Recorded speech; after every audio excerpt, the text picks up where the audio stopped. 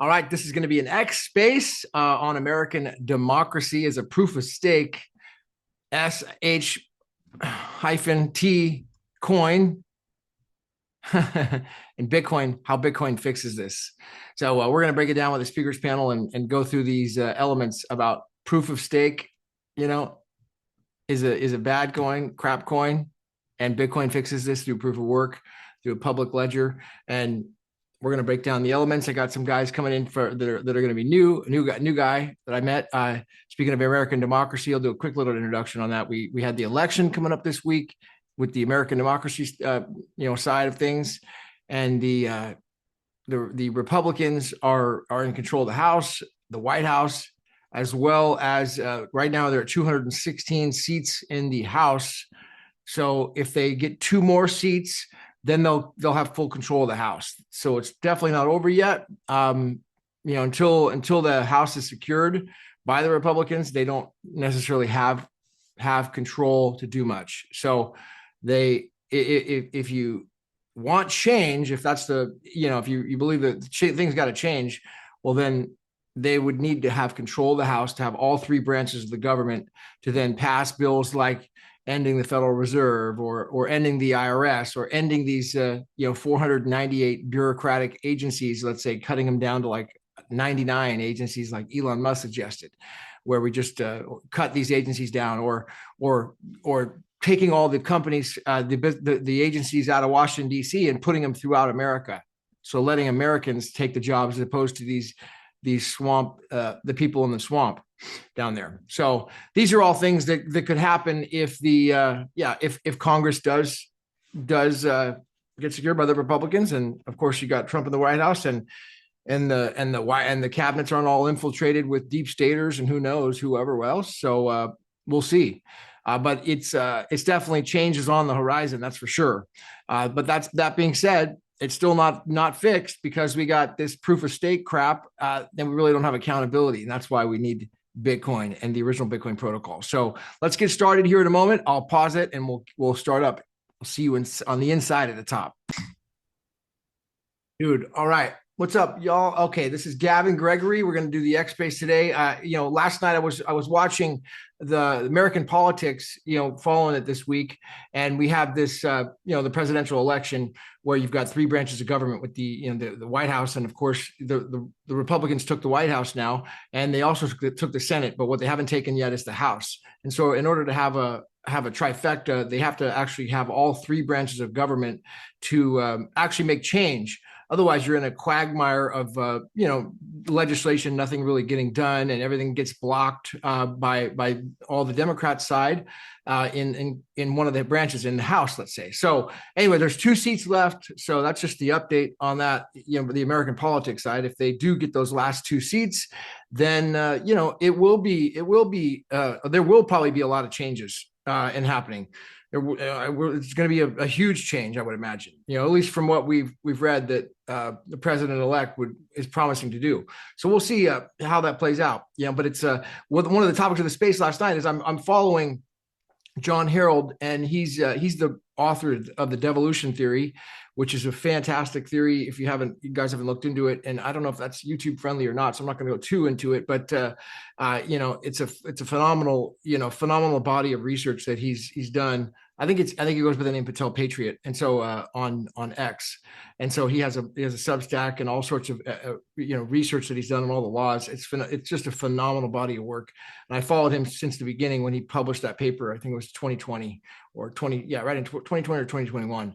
So, anyways, that's how I found Gmoney, and he was on his media channel last night and had an interesting subject matter of proof of stake shit coins, and how American democracies are proof of stake shit coins, and Bitcoin is proof of work, and Bitcoin fixes everything. And I couldn't agree more. Having Bitcoin as a ledger to back everything up and make transparency, because I think people who aren't too sure about what Bitcoin really is it's just all Bitcoin is the original public ledger. It's like, I mean, it's more than that, but in simple terms, it's the original public ledger, and it makes everything open, honest, and transparent so we can audit everything, and it puts it out there. So we always have that backed up ledger. We've got that one public ledger built on the proof of work SHA-256 mining protocol, where the miners are validating the transactions. And so it's open and honest and trustless, peer-to-peer. And so that ledger is incredibly special, and it does fix these things if we could have it implemented on like voting systems or whatnot. So anyways, what's up, dude? Let's open up the stage yeah, Casey, go ahead. How you doing? Good morning. Happy Friday, everyone. Thanks for having us, Gavin. Welcome Definitely. to Gmoney. Gmoney, I want to hear. So, and I'm going to, and Casey has some exciting announcements we're going to talk about too, that she heard about. We'll go through that a little bit later on, though. So stay tuned to the end about it. It's going to be freaking huge. Some major announcements that she's just gotten information on. So, we haven't heard from, before I go to you, Gmoney, let me just say what's up to Scott and Satoshi, and then I want to get an introduction from you since it's the first time you and I have talked.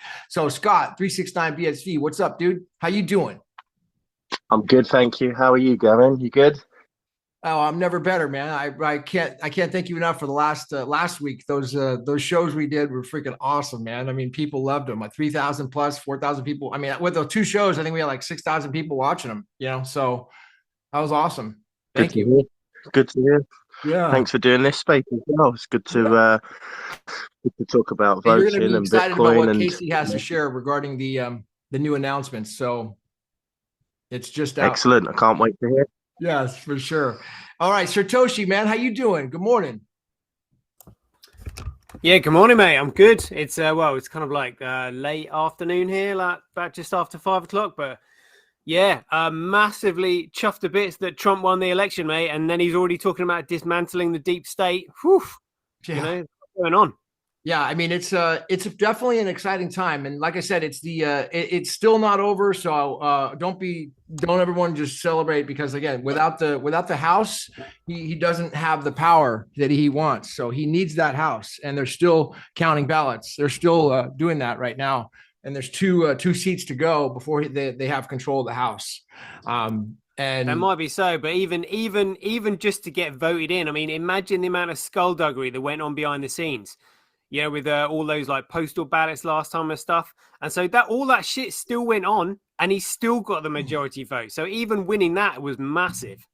It really is massive. I mean, it's an incredible feat, and it looks like they, on the steel, they were trying, we know that the elections are really screwed up. So they were planning on, what they did was they released a bunch of passwords on the Dominion software in 3 of the states. I think Colorado, Utah, Arizona. These 3 Secretary of States at the same time all released these passwords out on the internet, all at the same time. Oops, here they are, all at the same time. And then nobody supposedly came in and grabbed them and did anything. And the theory is that they were supposed to be probably picked up by foreign, let's say China, and they didn't grab them all of a sudden. Now, all of a sudden, China's friends with Trump. So some deals are happening in the background at super high levels that we're just learning about. It looks like, or speculating on, I guess. So, dude. So what's up? All right. So can I go over to Gmoney, Satoshi? Anything else before we get started? No, mate. Yeah. Go ahead. Rock and roll, mate. I want to hear Looking forward to it. So now Gmoney is he's, like I said, he's one of, I heard about it. I learned about him from Revolution Radio. I'm sorry, no, Patel Patriot, which John Harold's research. What's up, man? How you doing? Yo, what up, guys? Thanks for having me, Gavin, Casey, Satoshi, and the crew. Good to meet you guys, and good to kind of chop it up. And thanks for that intro with John, Patel Patriot.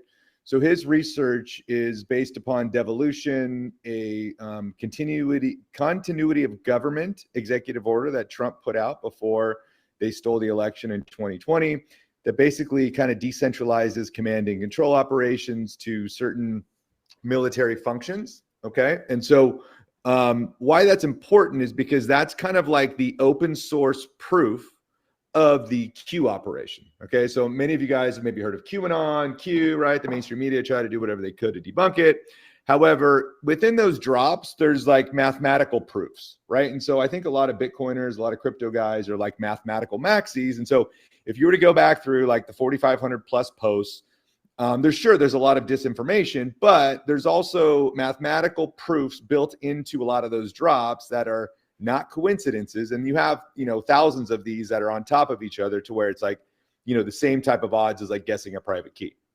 Okay. And so, that movement, the Q movement, I've always been, kind of part of this, but look, you can't just arrest everybody and, bring in this new form of government and, make everything puppy dogs and rainbows without fixing the money, right? You can't have this plan to arrest people if you're not going to, at the end of the day, replace the foundation of human interaction, which is the monetary layer. And so that's kind of where I come in, because I've always taken the angle of, look, you can't fix the system unless you fix the money. And so I believe Bitcoin is a huge part of the Q operation in a compartmentalized approach to not only decentralize media, decentralize messaging, decentralize a lot of that stuff, but also to bring in a new foundation for a new monetary system that allows all of us to not only live in abundance, but also live in peace, live in freedom, and live in sovereignty. So.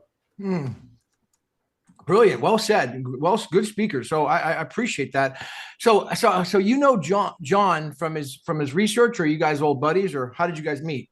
Yeah. So I was part of an old group called We the Media. I was part of an old group of Anons back in like 2017, where like 15 of us, we'd get like 1 billion hits over a month on Twitter, right? When it was called Twitter.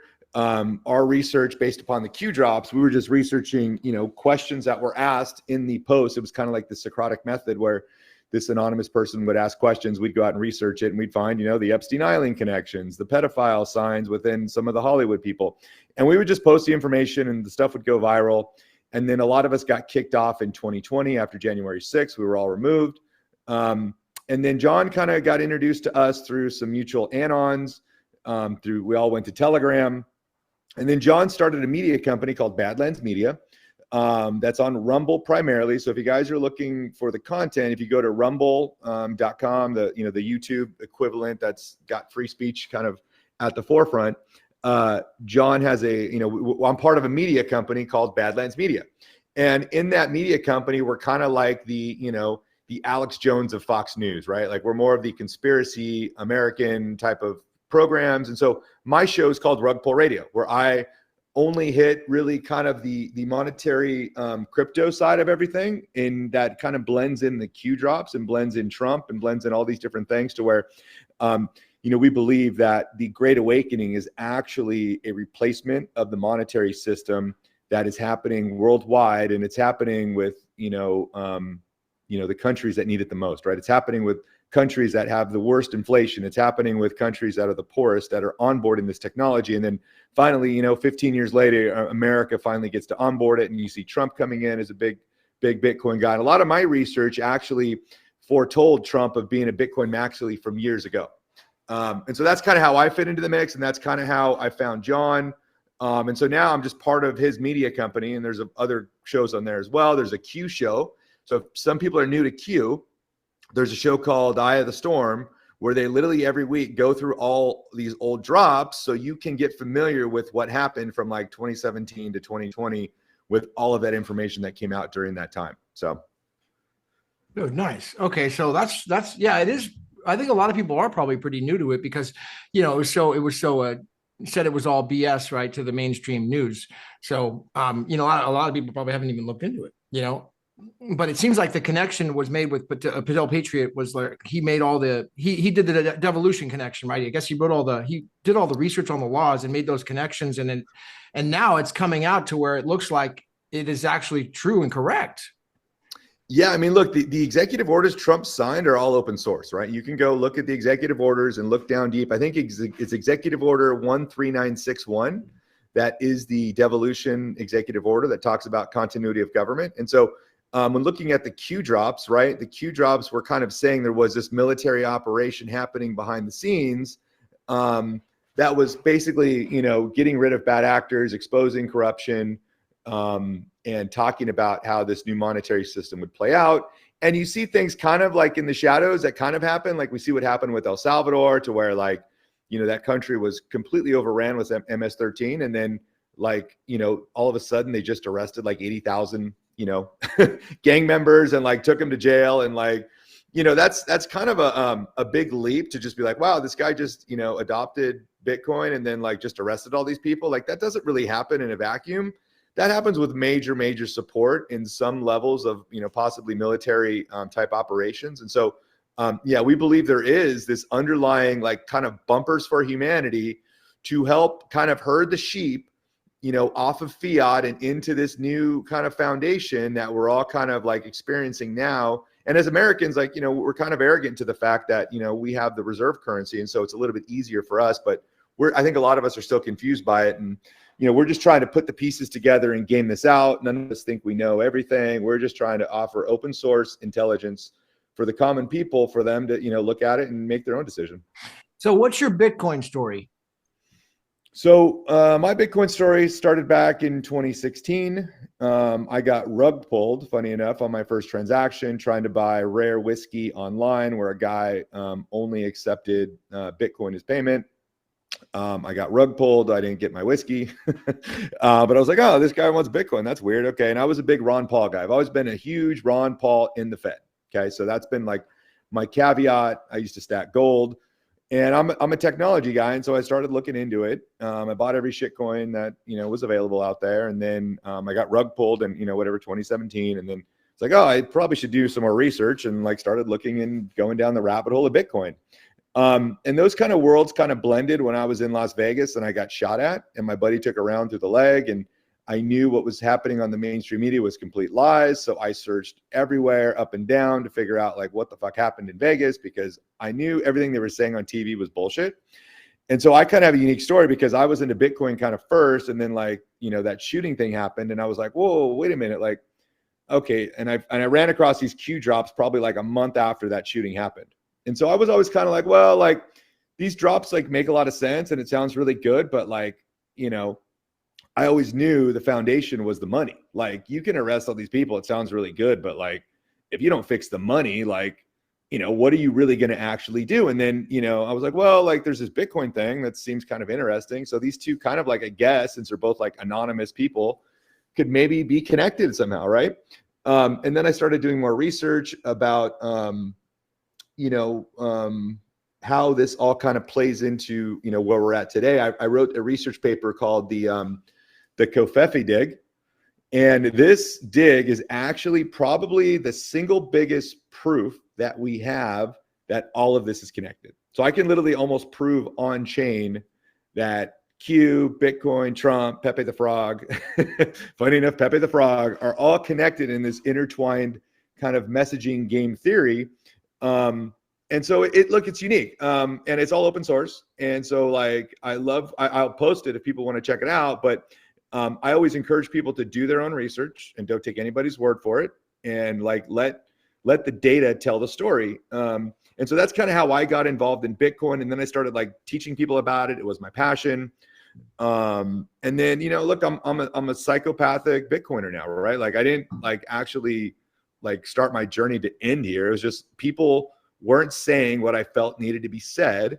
And so I started a Telegram channel. I started a radio show, and like, I just felt like my message needed to be said. And so here I am. Dude. So, I mean, it's fascinating. I mean, this is, I'm sure people are chomping at the bit wanting to chime in, but I want to keep this. Okay. So, you started Bitcoin. I mean, you got into it. You were at the shooting in 2016, you got the shit coins in 2017. You started doing the research. There's a shooting. Where was this shooting? Vegas? And what year? 2018? Yeah, Las Vegas, 2017. Jason Aldean. You guys probably heard about it. 58 people died. There was that guy in the Vegas tower where he was like shooting out of his hotel room, which was kind of bullshit. I think we were actually being shot at from helicopters. There's a gentleman by the name of I Am John Cullen that has the most fascinating, probably truthful research that has ever been done on this topic. And so if you're not familiar with him, I'd recommend to at least, if you're interested in it, people don't care by now. It's 7 years, 8 years later. But yeah, that's kind of I was there. People died, right? Like that was not a psyop. That was not fake. That was real bullets and people dying. So, people like to say some of it's a psyop. I think there is, but that's kind of where it started. Okay, so that's sending you on a mission, and you realize that now it's like they could fix some of the system, but without fixing the money. It's just a Band-Aid. Is that what? Yeah, well, it's like a LARP, right? It's like, oh, this sounds really cool, bro. But like, you talk about what happened back in Russia, right? Where they kind of like coalesced the population to like not do anything, and they just kind of took over, right? And so Operation Trust, I think is what they call it, right? The Bolsheviks and everything. And so I believe this is a kind of a different operation. And at the end of the day, Bitcoin is a weapon. And so like, I didn't have all these pieces until this gentleman named Jason Laurie kind of came along. I'm not sure if you guys are familiar with him, but he's part of the Space Force and wrote a 400-page thesis on Bitcoin as an actual weapon. And so what I don't really talk about Bitcoin as like money. I talk about Bitcoin as a energy-driven, authority-led, decentralized ledger, okay, that is scalable governance for the entire world. So like, I don't even like to talk about it as like coins or money or that type of thing. Like this is literally power back to the people in the most like effective way possible to where they don't have to start shooting each other, right? Like if Trump doesn't get into office, by the way, Trump actually isn't in office. For those that don't know, in America, when we go vote for the president, we are actually voting for electors. So who won on November 5th was actually 538 electors, which are like people with superpowers that then have to go vote, place their electoral votes according to how the popular vote went or whatever, right? They're supposed to have to then vote for Trump. And that has to happen by December 17th. So really like nobody's gotten elected yet. Nobody's been sworn into office. Trump is technically the winner, right? But like until these other different mechanisms happen within our government, Trump is still not president. Okay. And so I think we need to, and that's really what I went over last night in my show, is explaining like, hey, you guys elected like 538 electors, and there's no constitutional like law that says they actually have to follow through and vote for Trump. Right. And so what does that mean? Well, I don't know. What if they arrest these people? Right. Like they've literally tried to kill Trump. They've arrested him 3 times, and now they're just going to like let him back into office. Look, I hope that's the case, but I do not like, my guard is not down. Like you said before, right? Like we are not in any way, shape or form about to just be like, oh, everything's honky dory. Like, let's go celebrate. No, we need to be on these people, and we need to make sure there are no shenanigans that happen in the background to make sure this transition is smooth. Definitely. So back to the, this is brilliant. So back to the Bitcoin subject, I want to bring up Satoshi if I can, just to kind of give you you made some really good points about how it's not money. This is like decentralized ledger, and it actually there's like these 5 elements to it. And Satoshi is the one that really I think is the brain behind like explaining this best. So Satoshi, do you want to talk a little bit about your theory about about the digital commodity side of Bitcoin? Yeah. I mean, this is kind of like what I'm desperate to get out to everyone. You guys have probably heard this before. Gmoney, just in case you haven't, a great speech there, by the way. There are only 4 things that circulate within an economy. You've got goods that are manufactured, services that are provided, commodities that are only ever extracted or grown. So there's no human barrier to entry, hence they're common to everyone. And then you have securities, which are one step removed from the item itself. So they secure your entitlement to it, whatever that might be. So a token entitles you to entry to an arcade, a ticket entitles you to entry to a concert, a gift voucher entitles you to buy something on Amazon, vouchers, land deeds, share certificates. They secure your entitlement to it. That's it. So you only need a money when a common medium of exchange with common value when a third person comes into trade and an economy is created, because between the two of you can just barter, top for a jumper or jeans for tracky bottoms, whatever like that. When a third person comes into trade, you need a common medium of exchange so that you can then start exchanging goods within an economy. Now, the word commodity is actually like an amalgamation of 3 words. It's first of all something that's common. that's then been itemized and then identified. So if you look at the word commodity, you can see common, and then IT, item, and then DITY, identify. So, oil is barreled, water is bottled, coffee is bagged, all that kind of stuff. So when you're looking for a common medium of exchange, it can only ever be extracted or grown, because goods are manufactured by a centralized party, services are provided so they can't be transported, and securities are issued. So again, issued by a higher authority that will back up your claim on that, whatever it is that secured your entitlement to. So, when it comes to a digital commodity, that in order for a digital token to be classified as a commodity, then it has to be extracted from a commoditized digital network. And when you have a commoditized digital network, it means that that network has no central point of authority or control, or failure, which means effectively you have sovereignty over your own data. And in order for this network to not have any central point of authority or control, the only way a network like that can operate is if you have an asset that economically sustains it. And therefore, that asset has to have all the elements of commoditization, one of them being fixed in supply, so that it can't be inflated or deflated by a central authority.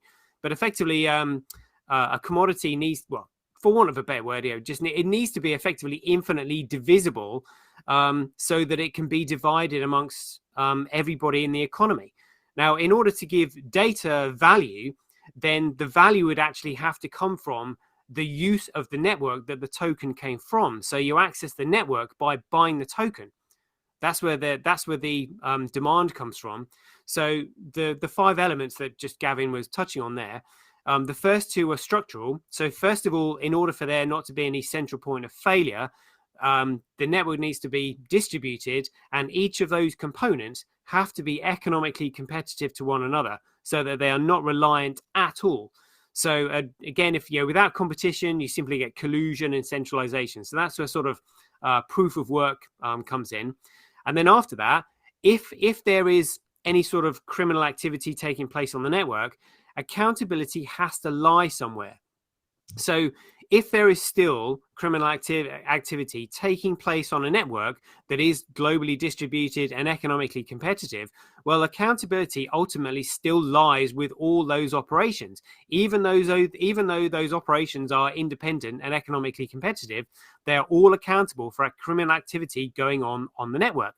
So you have to move accountability and responsibility onto the users of the network. And the way you do that is through a chain of digital signatures. So if you just simply have a digital signature proving that two people have transacted, and there's no way of tracing it at all, so there's no accountability, well, that's not good enough. That's where it still lies with those who are sustaining the operations. However, a chain of digital signatures means that there is a starting point, so someone started it, and then you can trace the chain of digital signatures, which effectively creates the structure of a private association. So it's the users of the network who are accountable to one another as to how it is used. Because if there is nefarious activities like child trafficking, gun running, warmongering, whatever going on that digital network, it's the users of the network who are responsible and accountable for stamping it out. And you can everyone through that chain of digital signatures. So that's the basic structure: economic competition and a chain of digital signatures. And then the dynamics of it are just simply, you need unbounded scale, so the limitations and restrictions can't be manufactured and the network not be manipulated. A fixed token supply, as I said, so it again can't be manipulated. And then just all those elements just have to be locked so that they can never change. That's why Satoshi said, the protocol is locked in, is set in stone. Because literally, what I've described there is the only way that you can create a commoditized network. But because someone can still create it, all you need are those elements. What you can't replicate is the neutral size and growth of the network. And this was kind of like, the genius of Satoshi, like Craig, when he was thinking about this. Because first of all, the main thing is you need a common starting point. That's where all these shitcoins fail. So the way you add commonality to the starting point is by providing a common, equal, and reasonable opportunity for anyone else to anyone and everyone to start the network, which is why the white paper was released on the 31st of October. 2 months, which is a reasonable amount of time, passed, and then he started the network under a pseudonym in order to let the network grow without any central point of influence, so that the growth of the network can be classified as a commodity, a common network, because there's no central point of influence over its neutral organic growth, which otherwise would discredit the token's classification as a commodity if there was a central starting point that had influence over the network. So yeah, hope that kind of explained it. Five elements just to recap. Then I'm going to go back to Gmoney and see if he has any comments. Economically competitive, the unbounded scale, fixed token supply, locked protocol, neutral size and growth. Creating a common and reasonable opportunity. So over to you, Gmoney. I mean, have you ever heard anything like that before? Yeah, I mean, that's a lot to take in about what all that means and stuff. I kind of take a more like bigger approach to things. I'm keep it in like kind of the simple realm, to where like I analyze important dates like the Satoshi white paper, and then I compare them to like some of the Q drops. Okay, and so some important events that happen on 1031, right? We get the Satoshi white paper, and then in the Q drop, there's actually a drop on 1031 that says, "Are you ready to finish what we started?" And it says, "Nothing can stop what is coming" is not just a catchphrase. Okay, and so what did you guys start, right? We anticipate that Q, right, is actually the highest form of clearance in the Department of Energy, right, which is like nuclear codes, Tesla energy, right, all that good stuff. And so, what is nothing that you can stop, right? Well, you can't stop the sun from coming up, and you probably can't stop the next Bitcoin block from being mined. Okay, and so when you kind of keep going with these, 1031, you get this other interesting protocol called Counterparty. Okay, and so Counterparty is a layer 2 scalable solution for Bitcoin, to where it was released on January 13th.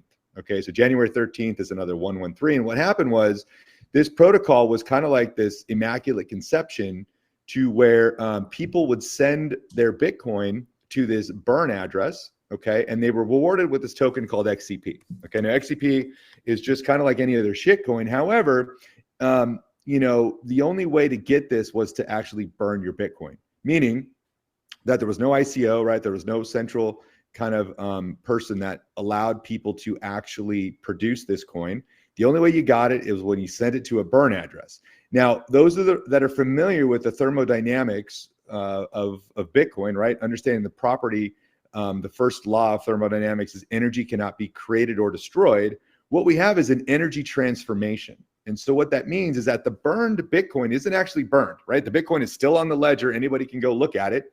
But this energy form has then transformed into a scalable tokenization protocol that is on the layer 1 Bitcoin blockchain. Okay, and so what I think that means is that is how you scale Bitcoin to over 8 billion people across the entire planet. Okay, and I truly believe Satoshi will come back and possibly burn those Bitcoin to that other burn address, to provably give the energy transformation of understanding, like, this is literally how you scale. Because look, you can't scale Bitcoin to 8 billion people. Okay, I'm very aware of that fact. But you can do it through tokenization, and tokenization of everything is actually probably a good thing through our equity markets. We all know Wall Street is completely rigged. Funny enough, there is a Q drop on January 13th that says SEC test. And funny enough, the test token that was created on layer 2 was called test, was generated on January 13th. And you had this Q drop that said SEC test on January 13th. Now, those are familiar with SEC, some say it could have meant security. Some think it maybe meant the Securities Exchange Commission. Okay. Funny enough, there's also a drop on January 13th that talks about Charles Ponzi. For those that aren't familiar with Charles Ponzi, his company was also called the SEC. It was called the Security Exchange Company, right? So the SEC is literally just the same initials as the Ponzi scheme of the Security Exchange Company. Now is the Securities Exchange Commission, to where tokenization of equities will actually expose naked shorts. It will actually expose the GameStop fiasco. It will actually give legal ownership to people to own equities, because right now the DTCC, right, the Treasury Clearinghouse or whatever they call it, is the only person or the only entity that actually has full legal custody of everybody's equities. Okay. there's a gentleman by the name of Patrick Byrne, who you guys may be familiar with, who is the Overstock CEO. Okay. Yeah. He spent $30 million to prove that 75% of Wall Street's income comes from securities lending. Okay. It's this really gray area protocol that nobody ever heard of. And so it was 5 to 8 years ago, he spent 30 million taking Goldman Sachs to court to expose the fact that, this practice of lending securities is like a Ponzi. So what happens is these naked short sellers will go locate a stock and then they'll lend it out 10 times over. Meaning, that's why you got GameStop that was over leveraged with naked shorts, is because the same person that had legal custody of it lent it out, 10 to 50 different times. So you had all these shorts build up on only one asset to where nobody could track it. And so where I'm kind of getting with this is that Patrick Byrne was actually, he actually launched his ICO on this counterparty protocol. Okay, and this counterparty protocol is also unique because if you go back and look at some of the tokens that were created, there is this token called the Games of Trump card. Okay, the Games of Trump card is a Bitcoin NFT that has Trump on a dragon. It's like a little card that says it has 17s on it. So if you look at the card, there's 17 health for 17 for health, 17 for sword. And then if you look at the issuance, it's actually 1717. 17th letter of the alphabet is Q. Q referenced many times to where referencing 17 meant Q was kind of behind it or whatever. And so this interesting NFT was actually put out 2 months before Q ever dropped anything. Okay, so if you want to talk about open source proofs, I can prove literally on the Bitcoin blockchain that this particular token is mathematically impossible thinking about what's happening now, because you have Trump on a dragon. We have Trump in the year of the dragon coming out to Bitcoin Nashville. We have all these different events now that are kind of cascading. And I believe it's one of the biggest, most important things that many Bitcoiners are missing, and that should be looked into further. And that's why I'm trying to, you guys are all journalists. You guys are all open source guys. I want people to look at it and be like, this is why you're wrong, right? This is why we think you're wrong. Because I want to understand it from other angles as well. And so that's kind of my proof of why I think this is the future. Well, I'm sure that a lot of people are wanting to say this is why you're wrong. So sure, that's not going to be a problem. I would love to get Craig Mason up here. If he, I see he's in the audience, man. This is right up your alley, Craig. If you're able to come up, and I invited Alex as well, Alex Favell. So, but yeah, we requested here. Who's that? Satoshi, back up. Nice. Yeah. So go ahead. Any comments, Scott? I mean, are you or anybody? Casey? He's asking for feedback on it. I'd love to hear. Well, by the way, I posted this. I posted the links to all of this stuff in your original tweet, Gavin. So if anybody wants to go look at it, all of it's right there. I put it. Oh yeah, thank you. And Casey, if you could put that in the nest, if you're able to see what he posted, it's kind of tricky to find. She knows where to find it. Cool. Oh, Craig Mason, you're up. What's up, man? Good to see you. Hey, what's up, Gavin? Hello, everybody. Good to see you, man. Have you had a chance to listen into Gmoney at all with what he was? Did you hear what he was saying? Yeah, I heard the last 15 minutes or so. I definitely have known Gmoney from before this. It's interesting that he says he wants to hear why he's wrong, because when I've tried to point out why he's wrong in the past, he got, let's just say he didn't really like what I had to say. And I think that he does bring up a lot of interesting points. I didn't know about the dragon card on XCP or whatever it is. And that is a lot of coincidences with 17 and being on a dragon. There's a lot of dragon references some may know in BSV. There's the dragon logo. I can see on at least one person's profile picture. There's the color. Does anybody know the color of that logo, the gold Bitcoin logo? It was originally called Dragon Gold is the name of the color. And also there's Q post that references, you've seen this meme. I'll dig it up and post it somewhere. But it's a post from Q that links to an NSA post that says follow the dragon and has a logo of a dragon that looks just like a red logo, or it looks just like the 8chan logo. And also if you flip it, it looks like the BSV logo. So there's a lot of dragon references. I think Q and Trump and Craig Wright are very closely tied together. There's tons of things that all go together. I don't know how BTC fits into it. I know Gmoney is a big BTC proponent because obviously Trump is out talking about BTC when he references Bitcoin, or at least that's how most people perceive it. But I think they're all tied together. And, you also mentioned January 13, I think it was, post that says nothing can stop what is coming, and tying that back to Bitcoin. Or you could abbreviate that NCSWIC, as it often is abbreviated, or nothing CSW is coming. That is Craig Stephen Wright is CSW. So another interesting coincidence there. But overall, I think Q and Bitcoin are very much tied together. I know there's a lot of different opinions on that. I can see Gmoney laughing. This is my experience with him before. He doesn't want to hear any of this, but it's interesting. I don't know how he got wrapped up in this. But I'm curious to hear if he's going to respond directly to any of those things, or if anybody else has anything to add. No, I would love to hear his response. Yeah, go ahead, Gmoney. Yeah, please. Yeah, no, me and Craig have a colored history, obviously. And so, look, I've got no hate. I've got no ill will towards anybody or anything else. I kind of look at it just from a very simple standpoint, right? The power of Bitcoin is 1,000 times that of BSV, right? And so when you think about it from a monetary perspective, we can argue maybe this protocol is better for spending and these types of transactions. But when you look at it from a global authority-based governance that gives power back to we the people, you need something that has the power of 4 times the United States military. And so, or the United States Navy. And so you guys, right, Bitcoin has 4 times the power of the United States Navy. We're talking, Navy nuclear subs. We're talking aircraft carriers, right? So these are the networks where it has low hash rate. So you're like Mexican Coast Guard, right? Compared to nuclear battleship. So we talk a lot today about what protocol is better, but at the end of the day, power wins. At the end of the day, the guy with the biggest guns are always going to dominate the lower powered things, and that's just laws of nature. I'm not saying anything that isn't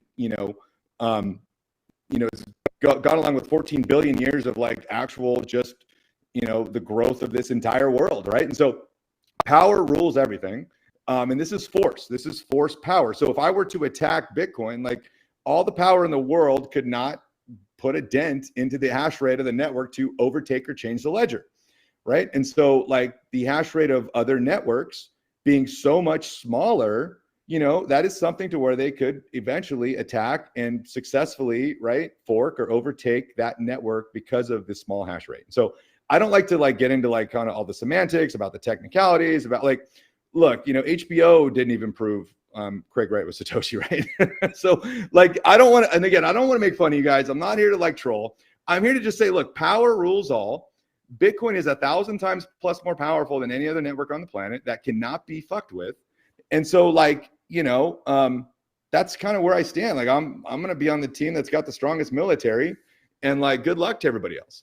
Right. No, it's well said. That's well taken. Well said. I mean, and network wasn't. Go ahead, Craig or Satoshi. Go ahead. No, that wasn't well said at all. Well, the network. I think that you have a response. I mean, I understand the power takes call, but go ahead and respond before I. Well, Gmoney's saying, look, I look at this simply. Well, when they created the alternative SegWit protocol, the miners had to change their algorithm, and they also had to implement replay protection, which shows they created an alternative protocol.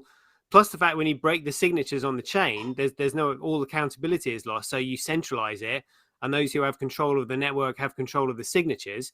And you just follow, if you really want to boil it down, you basically just look at the protocol that still carries the number 1 legacy address.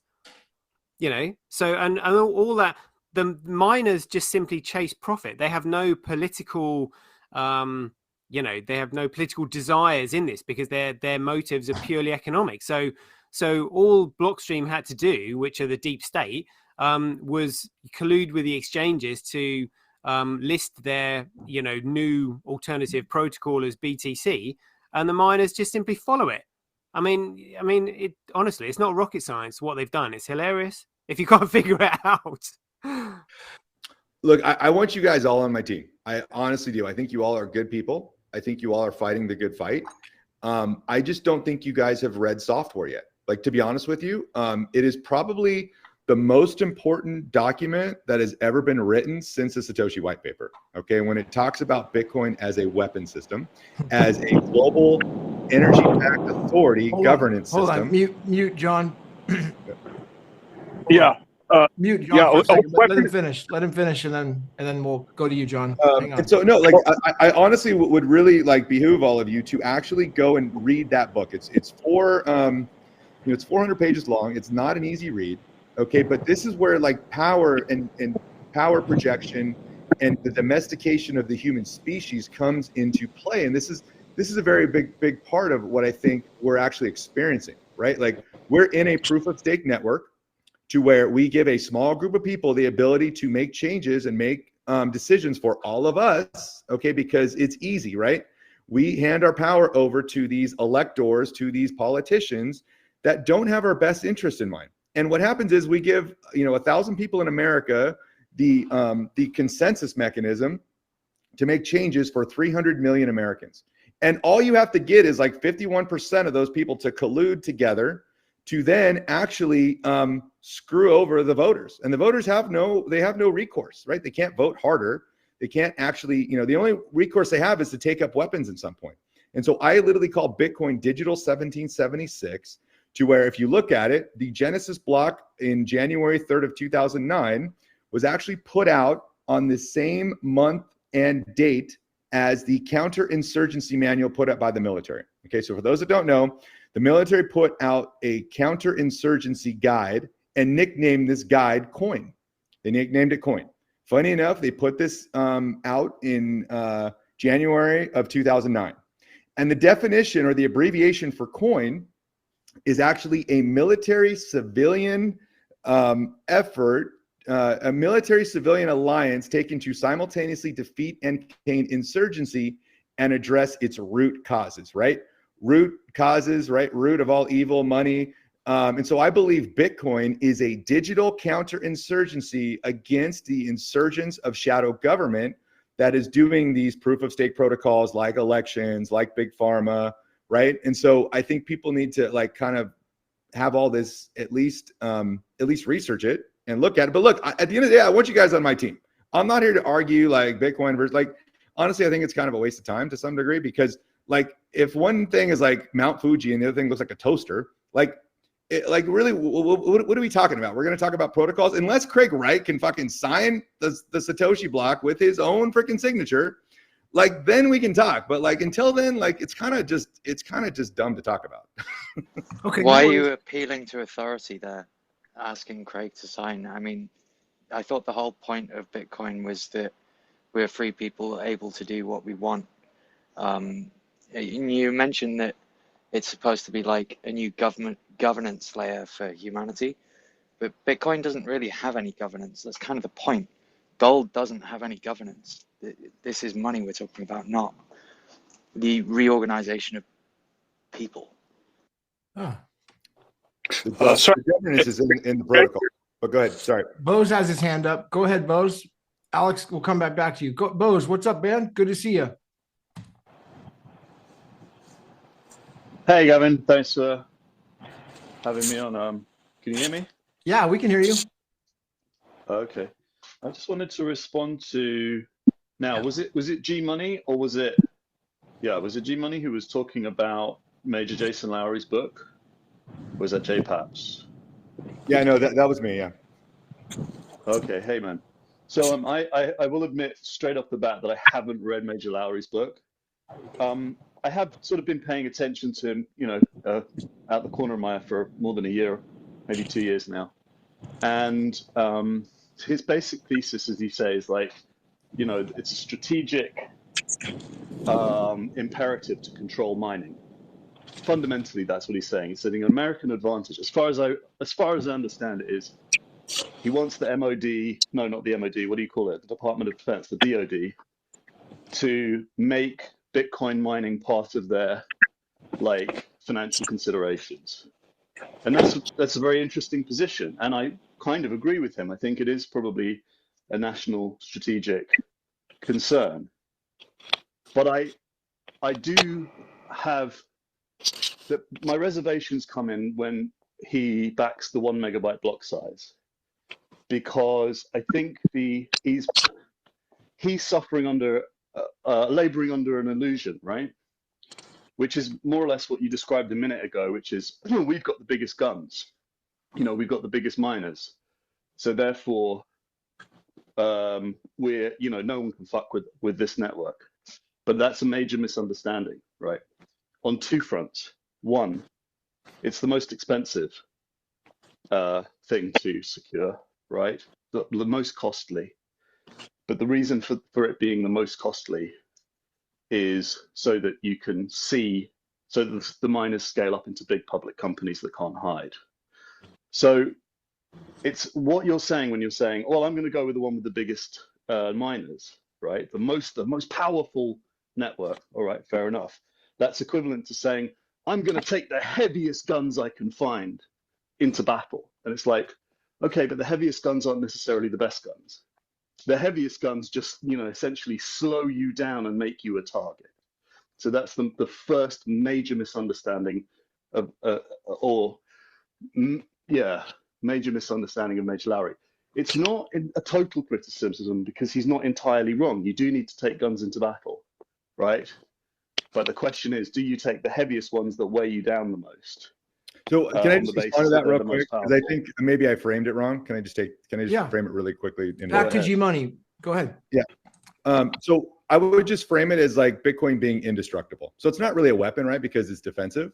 And so like it's indestructible at this point is kind of more of what I meant. Like if you have a target that is indestructible, that can basically take on any other protocol, right? Like copy smart contracts, copy, atomic swaps, whatever it is, right? Whatever other protocol, whatever the meta out there like can do, like Bitcoin can literally just adopt it. But the thing that's unique about Bitcoin is that it's literally indestructible, right? So you can't destroy it no matter what you try to do.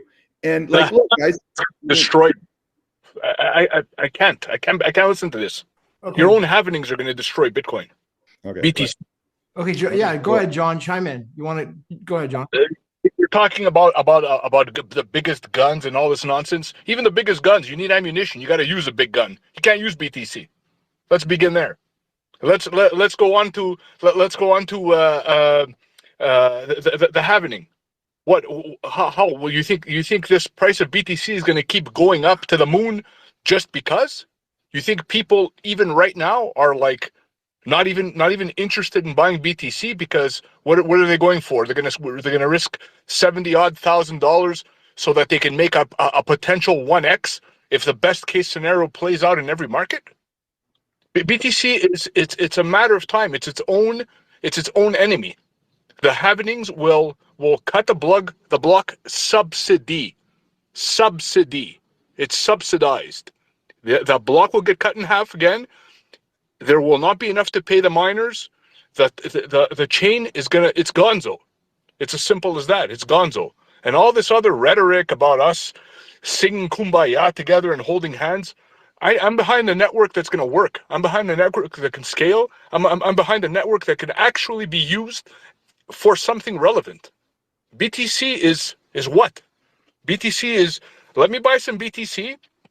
Let me quickly change it over to a shit coin, hopefully screw somebody, and then get it back into BTC, hoping it'll still go up. And then one day, a fool greater than myself is going to come and pick it up. This is the whole premise of BTC. It does not follow the white paper, so who cares? Who cares about the most significant document that's been written in the history of humankind when you're following a protocol, a coin, that has nothing to do with it? I mean, can we stop the clown show? If you want to respond, I'm happy to respond. So look, I think the peer-to-peer cash white paper was kind of a ruse. It was camouflage to underscore the future of it, which was an energy-backed authority system where it could globally scale governance. Okay. And so like, look, guys, I live in reality. I don't know what world some of you guys live in, but like, if you look at the price of Bitcoin versus BSV, like it's gone down a lot. If you look at the hash rate versus Bitcoin, BSV is a mole on the back of an elephant, right? On its asshole. So, like, if we keep going, hold on, let me just finish this one thought. Yeah, let him finish one at a time. Jason Major Laurie is part of the Space Force. Okay, if you want to see one of the biggest proofs of Bitcoin being a part of this, you can easily connect the dots that Trump created the Space Force. And then if you look at the hash rate, once a Space Force was established, the hash rate just absolutely goes to the moon, which means our military is growing at an exponential rate. We have the biggest firms on the planet, BlackRock and all these other guys are on board. Like, look, I know you're probably going to, I get it. I understand the reasons why you wouldn't want that to some degree. But at the end of the day, guys, like, this is a power projection game, right? And so Bitcoin is indestructible in cyberspace. It's sovereignty in cyberspace. And like, look, I do want you on my team. I'm not like hating on you guys. I think you guys are probably in the right realm. You guys should just kind of attach yourselves to, this, CIA clown named Craig Wright, who Wait. I leave you got one thing because I got a jet. Okay. First of all, Gmoney, good luck to you with that thinking. Really, sincerely, good luck to you. But I'll just leave you guys with my thought on Q. Okay, and all this Q, what I believe is all this Q garbage. Let's be real here. I don't know about you guys, but I have bills to pay. I have a relatively new car. I have a home with a mortgage. Me picking up my quote unquote guns and doing something when I don't like the direction the country is going for whatever reason is not something I want to do. Actually, I believe it's not something anybody wants to do. And there are true patriots in America, true patriots that would be willing to give everything up in order to change. The thing is, nobody really wants to do it. And you can't blame them for some of the reasons I stated earlier. So what's a perfect way to quell the anger of people? Make them believe someone's already taking care of it. Don't worry, Q is on it. You don't have to scrap everything you've ever worked for in your life, pick up a gun and go die on some hill. Don't worry, Q is going to take care of it for you. Q is on it. Okay, awesome. Q's on it, so let me sit back because Q's taking care of it. I literally don't have to sacrifice everything I've built, my family, my home, my this, my that. That is what I believe the real purpose of Q. Not to do anything, but to make you believe something is being done. That way, you won't do anything. So on that note, Gavin, great space. Right on, John. Have a I'll just respond one thing to that. If you understand 5G warfare, 5G warfare is primarily a non-kinetic battle. Okay, meaning we don't fight with muskets, we don't fight with guns, we're not like rushing, Washington to take power back, right? That's proof of stake. That's a stakeholder type of centralized power. But 5G warfare is the art of non-kinetic peaceful warfare. And so I believe this entire operation, the Q operation plus Bitcoin, is a digital peaceful counterinsurgency from we the people that decentralizes power and gives power back to we the people in a peaceful way. And so, like, I think you're just a little bit confused. Okay, let's go to that's garbage. That's garbage. Bose, you're up. Saying it's peaceful one at a time, guys. So hold on. Let's go one at a time. Idiocy. A pen was mightier than the sword, American troops would be holding pocket protectors. Okay, that's a bunch of crap, guys. I'm out. Okay, J Paps, good to see you. Bose, one at a time, guys. Let's try to go one at a time. That way we don't talk over each other. Bose, you're up. Much better way to look at this is America thrived fundamentally by taking the middleman out of commerce. Right, that was Adam Smith's doctrine. It was Tominaga Nakamoto's doctrine, we're told.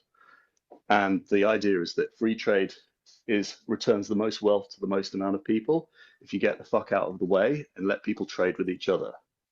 And you can do that on a protocol that scales with millions and billions of transactions per second. And you can't do that on a protocol that only scales to 4 transactions per second. And so all this hype and bullshit and nonsense that this guy is telling us, Gmoney is telling us, is either not thought through or it's extremely deceptive and purposefully so.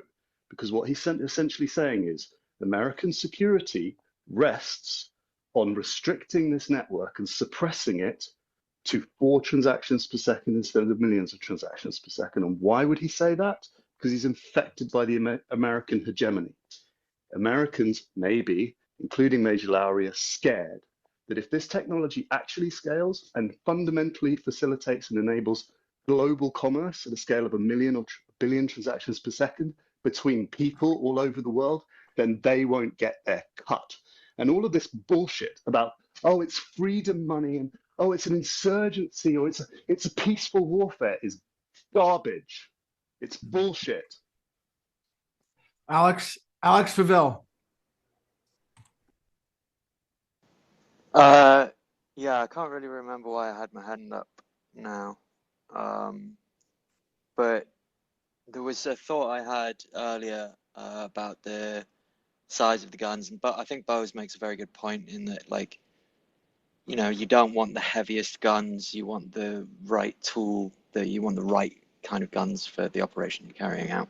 And the 5th generational warfare, where it's fought in the mind, is very much real. It's very well documented now. That, like, Einstein was kind of right in that he's like, I don't know what weapons World War IV will be fought with, but I know what weapons what was it? Don't know what weapons World War III will be fought with, but I know that World War IV would be fought with sticks and stones. Well, the weapons World War III are fought with are psychological in nature. It's words, it's censorship, because the best type of prison is one you can't see and one that you actually agree with fundamentally. But it also, if you read, you know, like Robert Greene's 33 Strategies of War, which is based off Sun Tzu's The Art of War, they're basically saying no matter how you fight a war, when you win, you have to convince the people that you are on the right side. So 5th generational warfare is actually looking at war in a much more holistic approach, in that you need to convince the people to go to war, and then you need to convince the people that the war was worth it. Bitcoin's very similar in that any war that will be fought over Bitcoin will be primarily psychological, financial, and securitized after that. So I find it kind of interesting that you think that the price of Bitcoin is actually what you should be looking at, when we know that markets are primarily driven by psychological reasoning, which may or may not be correct. I mean, like 2008 is the perfect example of that. Ponzi schemes have existed since Charles Ponzi. We need to actually look at what the truth is, and the truth is described in the Bitcoin white paper, and BTC does not represent that. If you believe that Bitcoin is supposed to be freedom money, then that should be what was represented in 2009. You can say that it's camouflage and stuff, whatever you want, but if that's what you think, then what you're advocating for is not Bitcoin. It's whatever ideology you're putting on top of it. Okay, can we just add one more tidbit that Satoshi came back and emailed in support of the smaller blocks? I mean, we can add. Okay, we cannot, partly because that email doesn't necessarily support smaller blocks. It rubbishes the idea of 2 implementations of the protocol. You know, Satoshi at that time may have been thinking a fork would have been the worst thing possible for Bitcoin, and I don't necessarily disagree with him. But at the same time, we needed bigger blocks ASAP, and the people advocating for smaller blocks, I think, have proven over the past 15 years that they are not friendly to Bitcoin. So yes, we can say that he emailed in support of a single implementation. We can't say that he emailed in support of smaller blocks. We got one guy with his hand up here. Crypto anarchist. Looks like your hand's up. Oh, and then Craig Mason, you're up next. Go ahead, crypto anarchist. Yeah, I think Pavel probably covered most of what I had my hand up for. I've been in fact, I have the same screen name on bitcointalk.org. I was on there back in 2011, and Bitcoin was hijacked almost from the beginning. The devs that moved into it, even like back in 2011, 2012, a lot of them had, conflicts of interest. They were probably working for some kind of agency. I'm talking about like guys like Greg Maxwell, Luke Jr. or whatever his name was. Those guys, I never really trusted those guys. And then you get to the AXA buying Blockstream and all the shenanigans and censorship in social media over the block size increase. And to top that off, they also cornered the market on miners back in like 2014 when ASICs were first coming out. You had the powers that be buying up all the Butterfly Labs and running everybody's machines while they were waiting for their orders, and then handing them off once the difficulty went up. I mean, this has been cornered and manipulated for a long time. And Bitcoin used to be real simple. Back in like 2012, you could send $1,000 for less than a penny. So, I mean, think about that. Now you can't. I went to move. I haven't used it in a long time. I was on an exchange. I tried to remove $100 worth of Bitcoin off, and it was going to cost me $100. I was like, that's ridiculous. This is completely useless now. So I don't. Anybody arguing that this has any kind of value, it is 100% bullshit, banking bullshit at this point. The only way it's going to work is if like it's rebooted on a private blockchain with people that kind of know each other in real life, get it to a certain point, have some trusted nodes on the network that people know are reference nodes,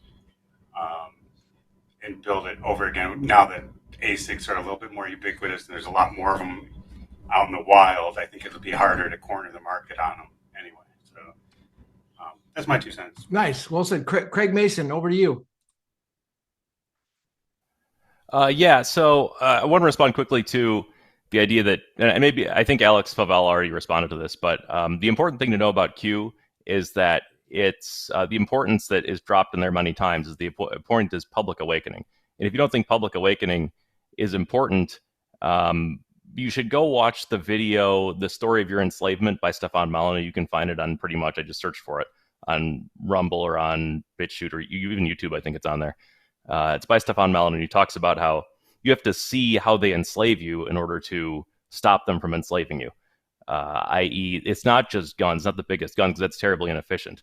They have to get you to accept your enslavement.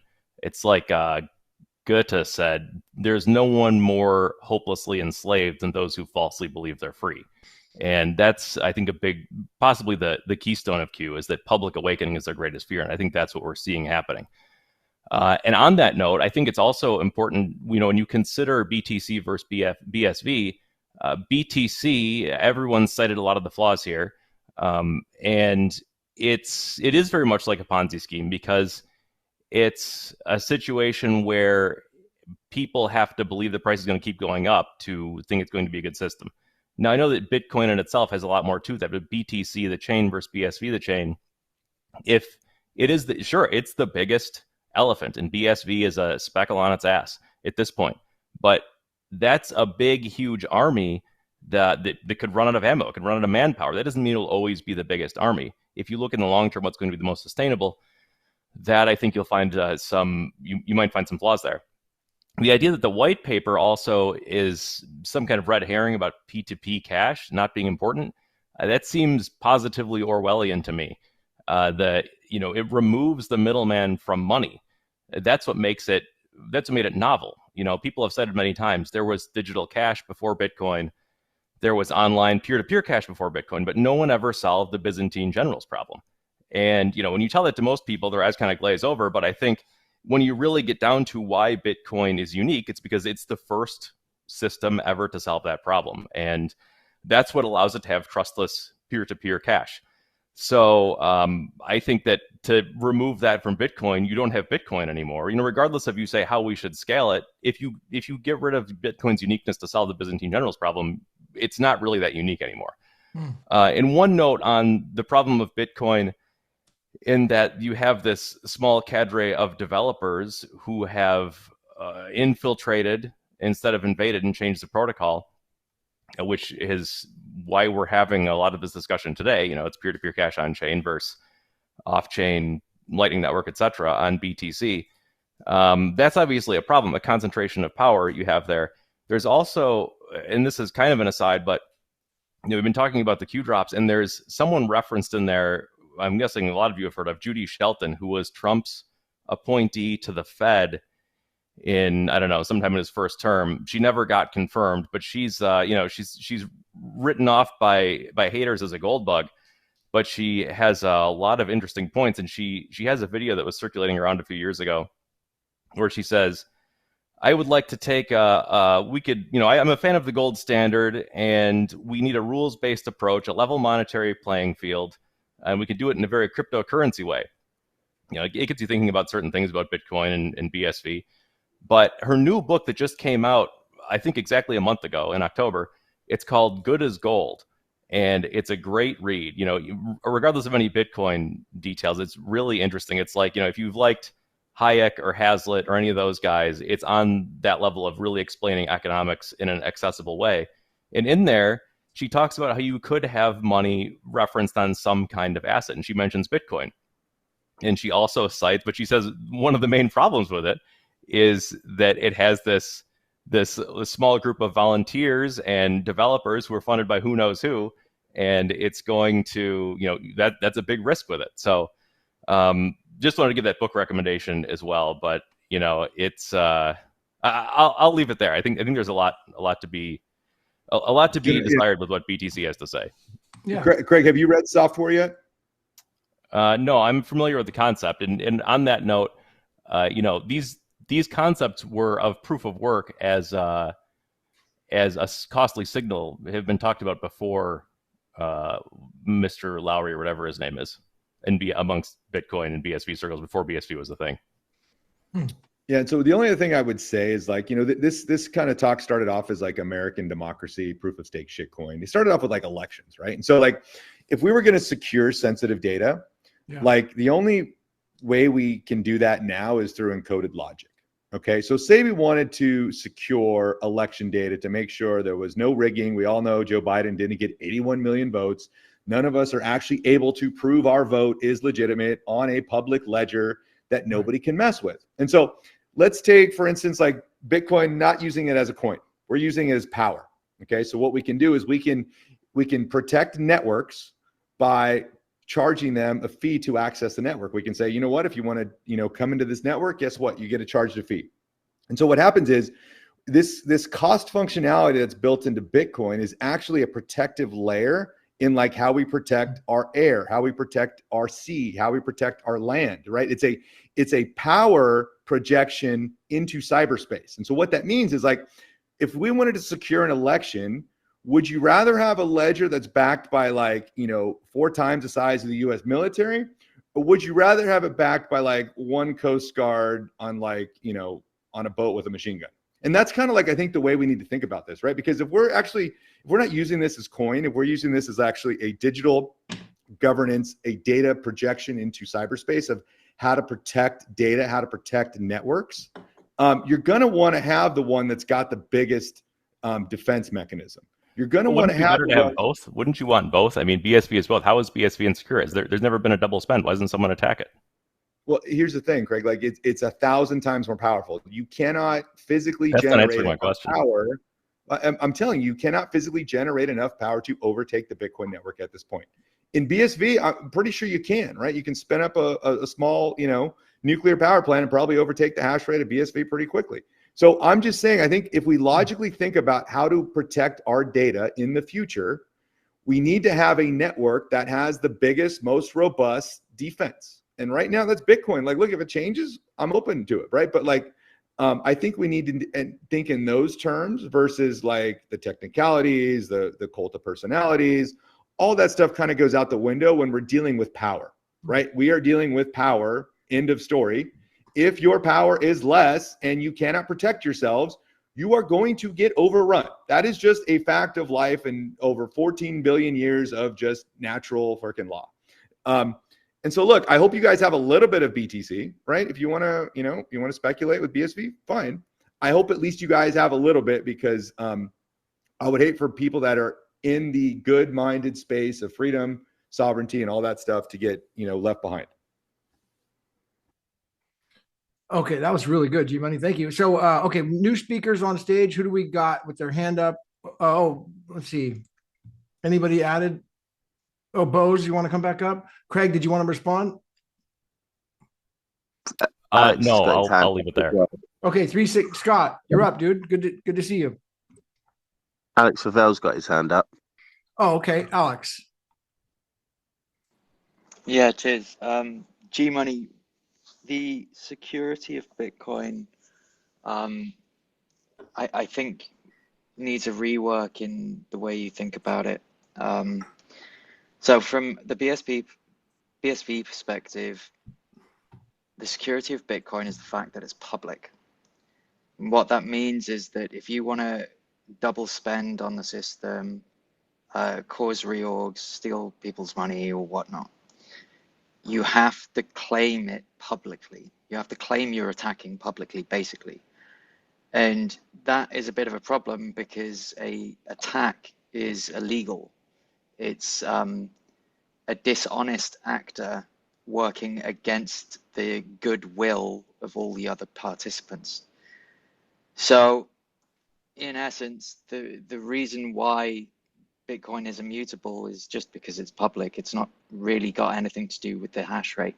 The hash rate is a way for the nodes to organize a single thread of events economically without fear of an individual in that network overpowering the rest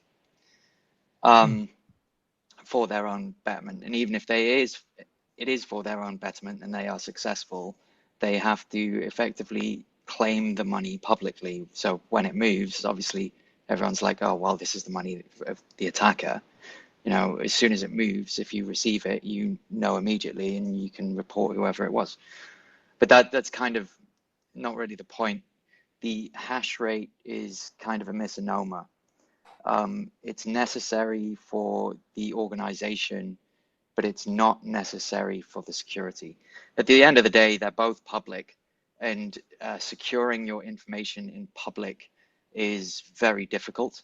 It requires techniques beyond just encryption, which is what the internet currently uses. The internet is okay with just using encryption because all the messages are ephemeral. So like there's no database of the internet where you can look up the entire history of every packet that's ever traversed it. Bitcoin, there is. So you need to secure your information, you know, the metadata of the transaction, because obviously all the information about the transaction other than what it was for and who it was is public.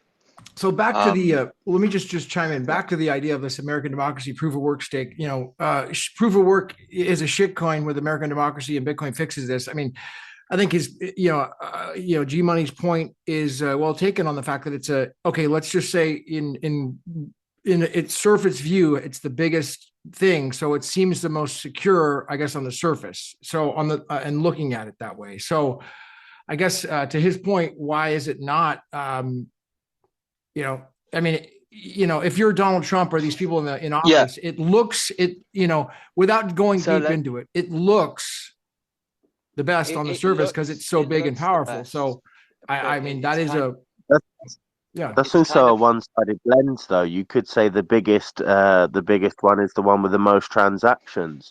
Yes, exactly. It's kind of like looking at tigers and going, the saber-tooth tiger is the most dangerous because it's got the biggest teeth. But a saber-tooth tiger might not actually be able to bite you because it can't open its jaws enough, right? Which might be why they went extinct or something. So you kind of got to look at the features and, balance out whether it's a good thing that it's so high or not. And one of the things in Bitcoin that's really important is the number of transactions that you're processing. In effect, if you look at a single transaction as like a person in the army, how big is your army, right? Like how many people do you actually have using the tools to fight back against whatever it is you're fighting? That's well taken. Scott, you were going to respond or comment. I didn't, and I cut you off. No, I just was saying my point, the same as what Pavel said. You're saying it's the biggest, it's this, but that's a monetary value, and we know that's inflated artificially through Tether. We know BlackRock are now pumping and dumping it constantly, and complete manipulation of the price. So, I view bigger as in, okay, 8 billion people can use it. It can be data flow as well as transactional flow, rather than, oh, it's the biggest money, but no utility. Don't worry about the utility. Just keep buying, keep buying. Just ridiculous statement. I just bring one thing up is that I think there's some cute mental gymnastics going on about the saber-toothed tiger, whatever, blah, blah, blah. But power, some of you guys are literally ignoring billions of years of evolution. Power competitions, that's all we've ever been in. Okay. And so you can talk about all these cute things, right? But in the real world, right? That saber-tooth is going to fucking eat you. No, so Gmoney, I'm just saying, that's gonna happen. And wait. You're right. You're right in one sense that Favel's argument was that it's public and part of the security is being public. But the context of this whole conversation is that you're up against government and government. And if you're going to talk about deep state, they clearly do not care if they publicly break laws, right? So in that sense, I think you're right. But the one thing I think that is straight math, there's no dancing around like you're talking about now. That a straight math is if you send one BTC on the network, because the point of being secure is that your transaction doesn't get double spent, correct? And you don't get defrauded of money. So if you send one BTC on the BTC network, that is worth $76,000, right? And the hash behind that transaction that's putting it in a block is 1,000 times more, whatever the ratio is, than BSV. If you send one BSV, yes, it has 1,000 times less hash rate behind the transaction, but it also has 1,000 times less value. It's only worth whatever it's worth, $52. So that the whole point of security in Bitcoin is that it's economic security, and the margins, the profitability of double spending the transaction on BTC at $76,000, the margin of that is the same as trying to double spend on BSV. Now, does it take less hash power to double spend on BSV? 100% correct that it is. And if somebody wants to be if somebody just has ill intentions and wants to double spend BSV, they can absolutely do that with less overhead. But the point is that the profit will be the same in the long run. So eventually they will go bankrupt if they want to do it forever. And the same thing with BTC. Eventually they would go bankrupt. And to say that BTC cannot be attacked is rather crazy when you have the majority of the hash rate sitting in the United States. With public companies controlling a large portion of it. I mean, the top 3 miners are 75% of the hash rate. So you got 3 entities that control BTC, and even worse on BSV, you have essentially 1 entity, 2 entities that control BSV. Pose your hands up. Hi, yeah. No, I just wanted to say that this thing about securing your data is sort of, you can't do that on 4 transactions per second. If you want, you could allow 4 people globally to secure their data. Well, what data? Their Gmail, their emails, really at 4? It doesn't work. So you do have to have, if you want it to be a security system, you have to be hashing millions or billions of transactions per second, because you just need to have the capacity to handle a volume of people's needs.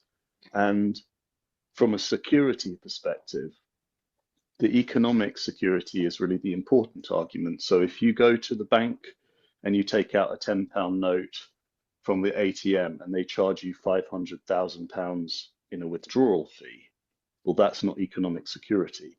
But that is what you're talking about on BTC. If you wanted to secure a tiny bit of data for 1,000th of a penny or 10,000th of a penny, and BTC charged you £5 in transaction fees, that's roughly the equivalent of the £10, £500,000 withdrawal fee analogy that I made a minute ago. It's not economic security. It's not security of any kind. And so your argument that like, oh, it's the most expensive, it's got the most energy, it's got the biggest miners, it's not, I mean, it's completely misunderstanding what security is. And if your argument is, well, we need to control this network in order to suppress the economic security model of Bitcoin so that American hegemony can hold on to power, then maybe I would agree with you. But that's the sign of a dying democracy that's turning into an authoritarian and oppressive global hegemon. Like it's a bad path to go down.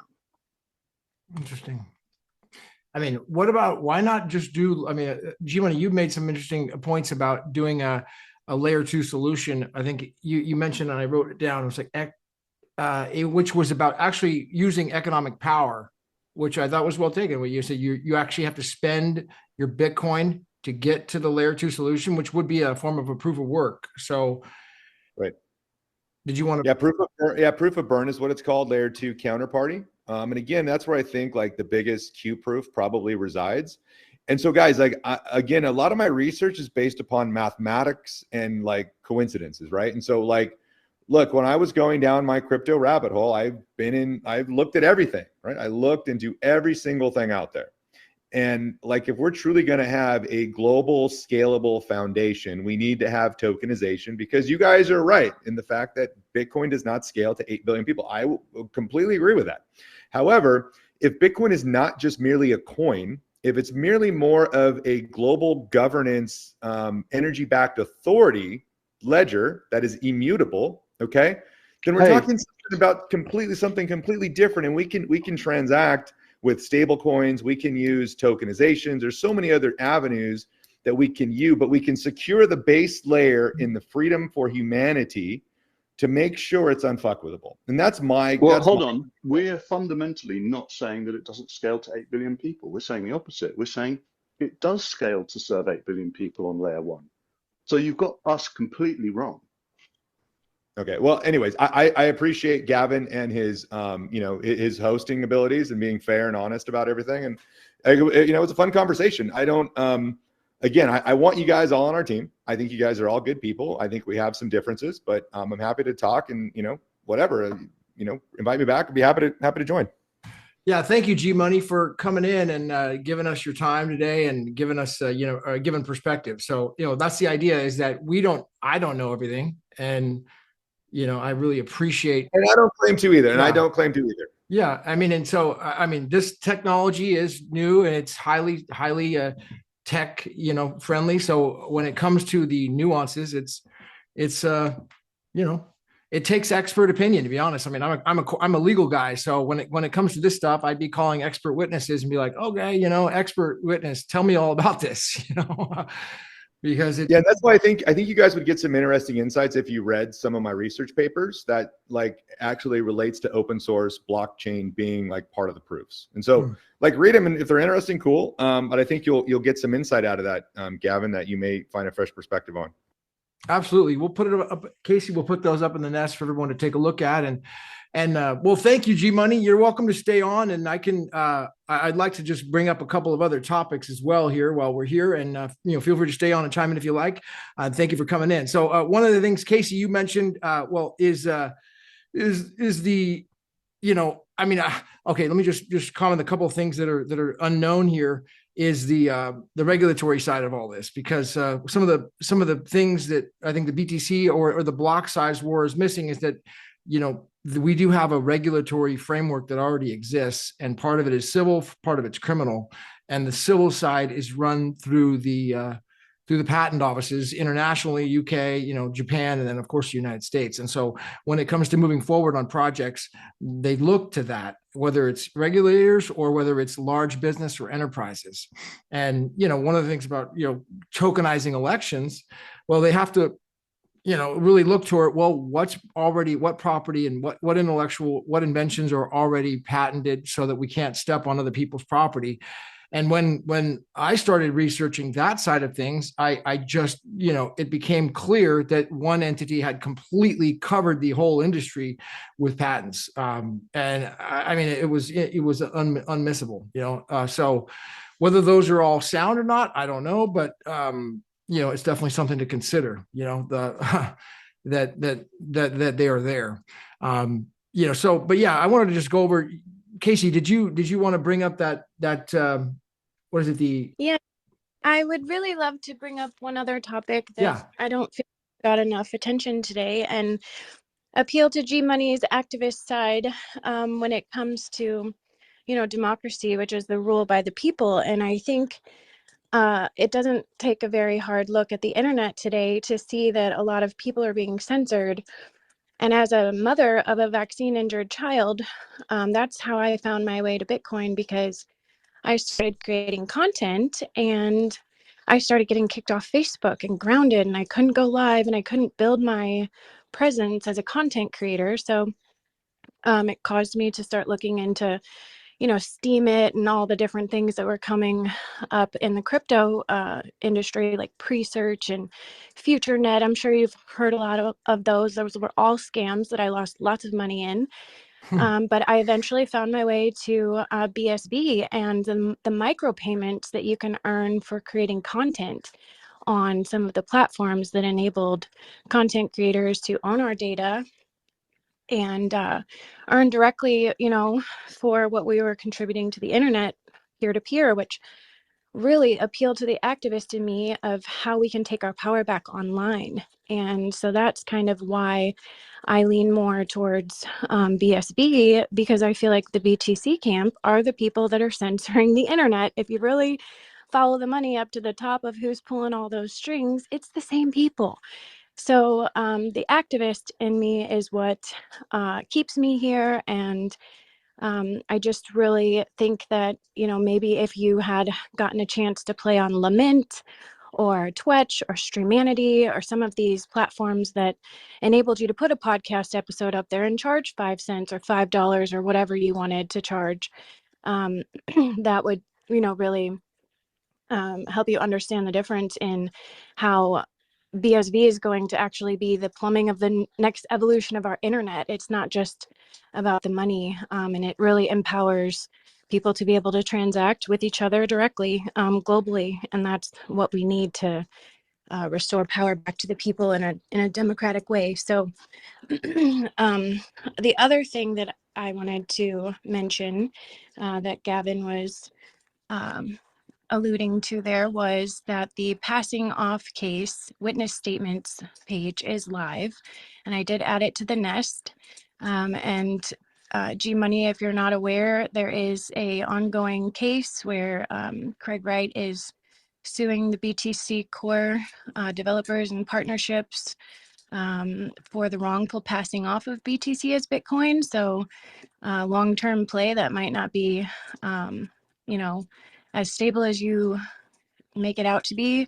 The tide can change pretty quick if some big people start to catch on that there might be a major Ponzi at play here. So I encourage you to look into this passing off page here, and maybe you can get involved with this case. And just that's really all I wanted to add, is nobody's brought up the micropayment opportunity and the peer-to-peer content creation empowerment that we have available to us with BSB. So, please take another look at that as a content creator, Gmoney, because we'd love to see how we can support you with micropayments of BSB. And I also invite you to download a Handcash wallet and post your handle, in this thread from the space here today, and we'll send you some love that way as well. Beautiful. Thanks, Casey. I really appreciate that, and I'm really sorry to hear about your child and your story. And I think the whole world has been affected by the poison that Fauci put on the entire world. And you're right, we do need a open, free, robust internet. Okay, and so again, back to the defenses, right? Back to AI, back to all these different technocratic things that they're trying to use to control us. Putting proof of work behind these platforms, right? Bitcoin is the physical internet. Okay. And so if we want the indestructible internet, we need to have a foundation that cannot be messed with. Right. And so, there is protocols like Nostr that I've used where you can put proof of work behind posts. You can actually open up a protocol layer to where no single authority has algorithm control. And you're just operating relays. Okay. And so I know there's that. And, Bitcoin has Bitcoin Lightning, right? Like El Salvador's use case, I think, is something that a lot of people are ignoring. You don't just institute martial law in a country overran with MS-13. And Craig knows MS-13 was a huge part of the Q drops because, a lot of us believe that Seth Rich was murdered by MS-13 thugs. A lot of us believe that MS-13 is behind a lot of the murders, okay, that have happened, through, just, random incidents, right? In Las Vegas, the security guard was MS-13, right? And so, Q talked about MS-13 being a priority and that nobody understood why that was. And so you have a leader like Nayib Bukele who has taken the most, the murder capital of the entire world into the safest country in the world, right? And that doesn't happen just by buying Bitcoin and going on the Bitcoin standard, right? There is something else at play there.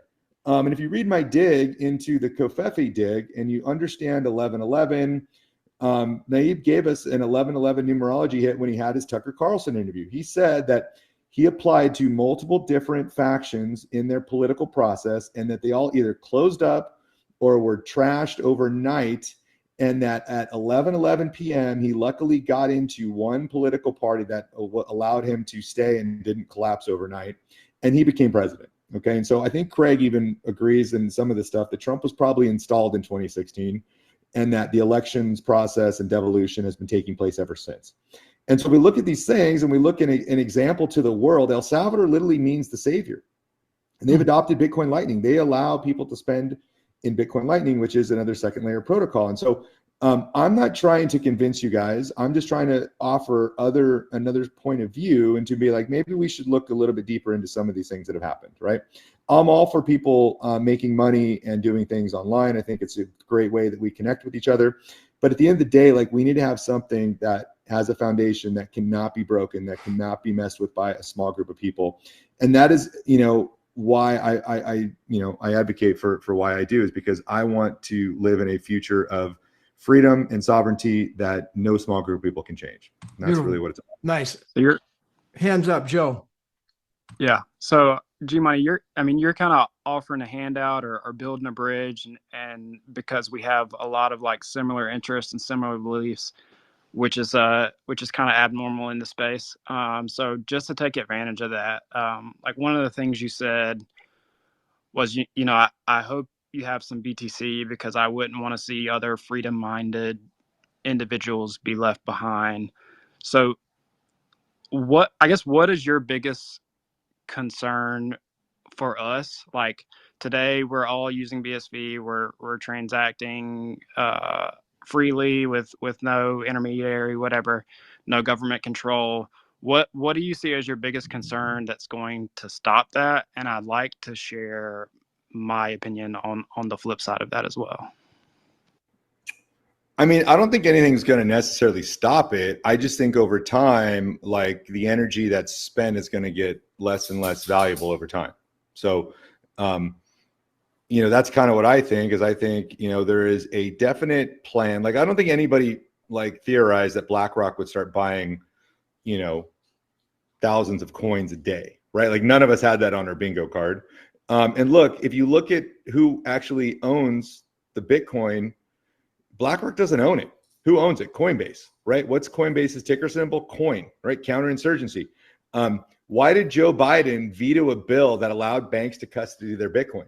And this comes back to the Q stuff. This comes back to devolution, right? If you look at Trump's executive order, where it says freezing and actually taking the assets of companies and corporations involved in human rights abuse and human trafficking, I truly believe BlackRock is responsible in part of that.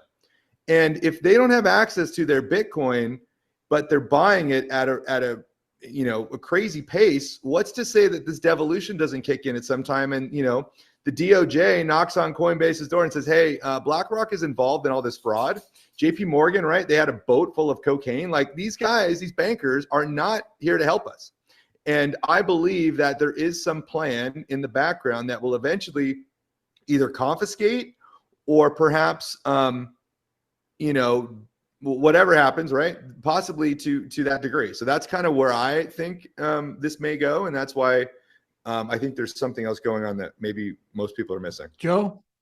So I think it's actually worse than that, in that I have a systemic concern, because you brought up like wanting to have your transactions and your money backed by the most secure chain with the most proof of work.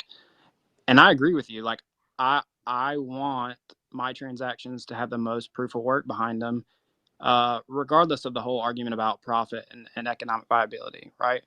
And it's also a sign of success. But the problem is that systemically, as this system gains success, it becomes more expensive for me to transact on chain. So my freedom to transact on chain is disrupted. Now I can use these layer twos that are being built out, but that defeats the whole purpose of what we've been talking about, of what we value. If we value the proof of work, going to Lightning doesn't have proof of work back transactions, right? Like, you can call them secure because they're what's the word for it, that they have the penalty fees for whatever if you like do something egregious. But at the end of the day, if the whole point is to have transactions that are fraud proof because they're backed by proof of work, but then we just go to a layer two that isn't backed by proof of work, and I can't afford to pay whatever it is when this system is adopted, $10 a transaction or whatever it is. Like, if that's the whole point, is to be behind the secure system, but then we don't actually use the system, then what is the point? It's like systemically we move away from the security that we're bragging about. Well, I think this goes back to like Trump calling it a stockpile. Like, the only time you use the term stockpile is in like weapons, right? You don't stockpile like dollars, you stockpile weapons. And if we're thinking of Bitcoin as this new, digital arms race, Satoshi talked about it as digital arms, then maybe we're looking at it from a completely different perspective, right? Maybe we need to look at it as more of a security, right? Securing the internet, securing elections, securing governance, perhaps. Yeah. And then on top of that security level, we can build, right, utility. We can build stable coins. We can use other type, maybe BSVs as a stable coin, right? Or something to that effect, to where like the main layer is secure, right? Like, I think we all want to be secure on at least one foundational level. Okay. And so that's kind of where I look at it, is being secure is probably the number one priority in a communication system, in a unfuckable ledger. Like, we all want security as probably the primary source. And then, the other utilities of using it as peer-to-peer cash, or using it as, tokenization, whatever that be, can all be built and scalable, I think, to where it makes more sense. Yeah, let me jump in. One thing that is really significant here that we can all find common ground on, I think, is that and the MIT license in the original software, it really open sourced it to where anybody could change it and do whatever they wanted to it, whether it was Digibyte or Litecoin or even with Ethereum, and that's been completely okay.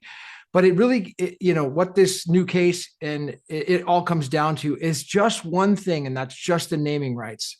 So it really, everything that you're talking about there, Gmoney, I would 100% support, and I actually think it makes complete sense, as long as it's not called, what the white paper describes.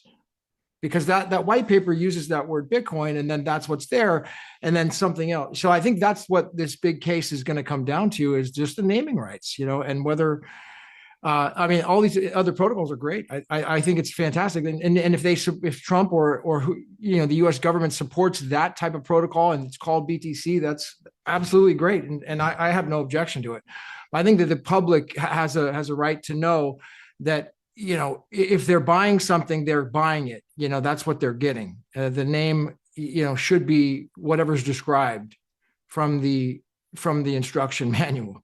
And so we'll see. That's how what's happening right now. Any comments, questions? Raise your hand or jump in. We've got Joe. Is your hand up? Shouldn't be. No. Okay. But yeah, on the legal stuff, with the naming rights case, it is a passing off case, and so we'll see.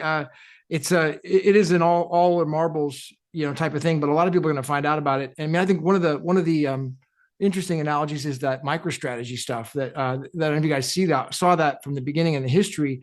in 2000, it was March of 2000. I think it was March 20th, 2000, where MicroStrategy stock dropped 60% of its value in one day. And that was the very first drop of the dot-com bubble, MicroStrategy. we can look back at history on that and how it's playing out. And so if we're looking at this from a psychological operation or maybe a planned operation of a bigger picture, now we have MicroStrategy again promoting this industry, this new industry. Here they are again promoting it, and they're the biggest proponent of it. I mean, so if history repeats itself twice, it's something to be concerned about. And one of the things I think is that it should be mentionable is the MicroStrategy is a public company. They have a duty to report the passing off claim, because it could affect their stock price. And if it is reported to their investors that the stock price could be affected dramatically by the passing off case, that even alone, passing off case is bogus. Let's say it's no good. It's a bad case. It's a fraud. Say all that, but still, if it gets reported to the investors of the MicroStrategy, public company, a lot of investors are going to have questions. They're going to consider it a risk. So these are just things to be aware of, in a global economic sense. So yeah. Go ahead. I just wanted to mention here that, anyone can offer a witness statement, miners, businesses, smallholders. And something I wanted to point out is the deed of promise, which is Dr. Craig Wright is meeting all costs. And after the case is successful, he will be reimbursed for all his expenses, and the remainder will be appropriately divided among the community, businesses, and others affected. The deed of promise is the document where Dr. Wright binds himself to any excess from the proceedings to be reinvested into the Bitcoin community to build and restore the Bitcoin ecosystem. So just keeping that in mind for when we have hyper-Bitcoinization, it could very well be this ecosystem. And I think BlackRock's ETF documents even stated in there that they are also potentially going to switch to the ticker that actually functions at any moment. So, hey, okay, we got a new speaker on stage, XCSLER. Go ahead, my man. How you doing? I'm good. You? Good. Yeah. Can you hear me? Yeah, my microphone's working. Come a little closer if you could. It's a little bit quiet. How about now? That's a little better. Go ahead. The whole concept of having a secure base layer where where the transaction rate is 7 transactions per second is really pathetic and comical, and I can't believe we're still having these discussions. I mean, we have history to look at with what happened with gold, and the exact same thing is going to happen with Bitcoin. Already, the vast majority of BTC participants hold their coins with trusted third parties. It's right in the white paper what Satoshi thought about trusted third parties, and that's the whole point of Bitcoin, is to avoid trusted third parties. I mean, we've got to figure out better messaging to get rid of this idea that Bitcoin needs to be that we're so focused on the hash rate, and we're not focused enough on the distribution of coins. Years ago, the mantra was not your keys, not your coins, and now we've sort of the messaging has been sort of shifted to Bitcoin is going to be a reserve asset, and it's pristine collateral, and all this financial BS. Ultimately, it's not your keys, not your coins. And ultimately, BTCers don't believe in free markets. They don't believe in spontaneous order. They pay it lip service. And it's delaying. Bitcoin will be adopted. The only issue is the timeline of global adoption, in my mind. And BTC has set us back decades, if not centuries. And what's going to happen, in my mind, is that on-chain we already saw this. We already had a preview with ordinals, and it brought back, the BTC block size debate was dead about a year and a half ago, until ordinals came out, and all of a sudden we're having these conversations again. Well, if on-chain transaction and as more people adopt Bitcoin comes to fruition over the years, we're going to see increased usage of the base layer, and we're going to see higher transaction fees. And that's going to economically price out the vast majority of people, 99% of the people, from using the base layer. They're not going to have their keys. They're not going to have their coins. It's all going to be with trusted third parties.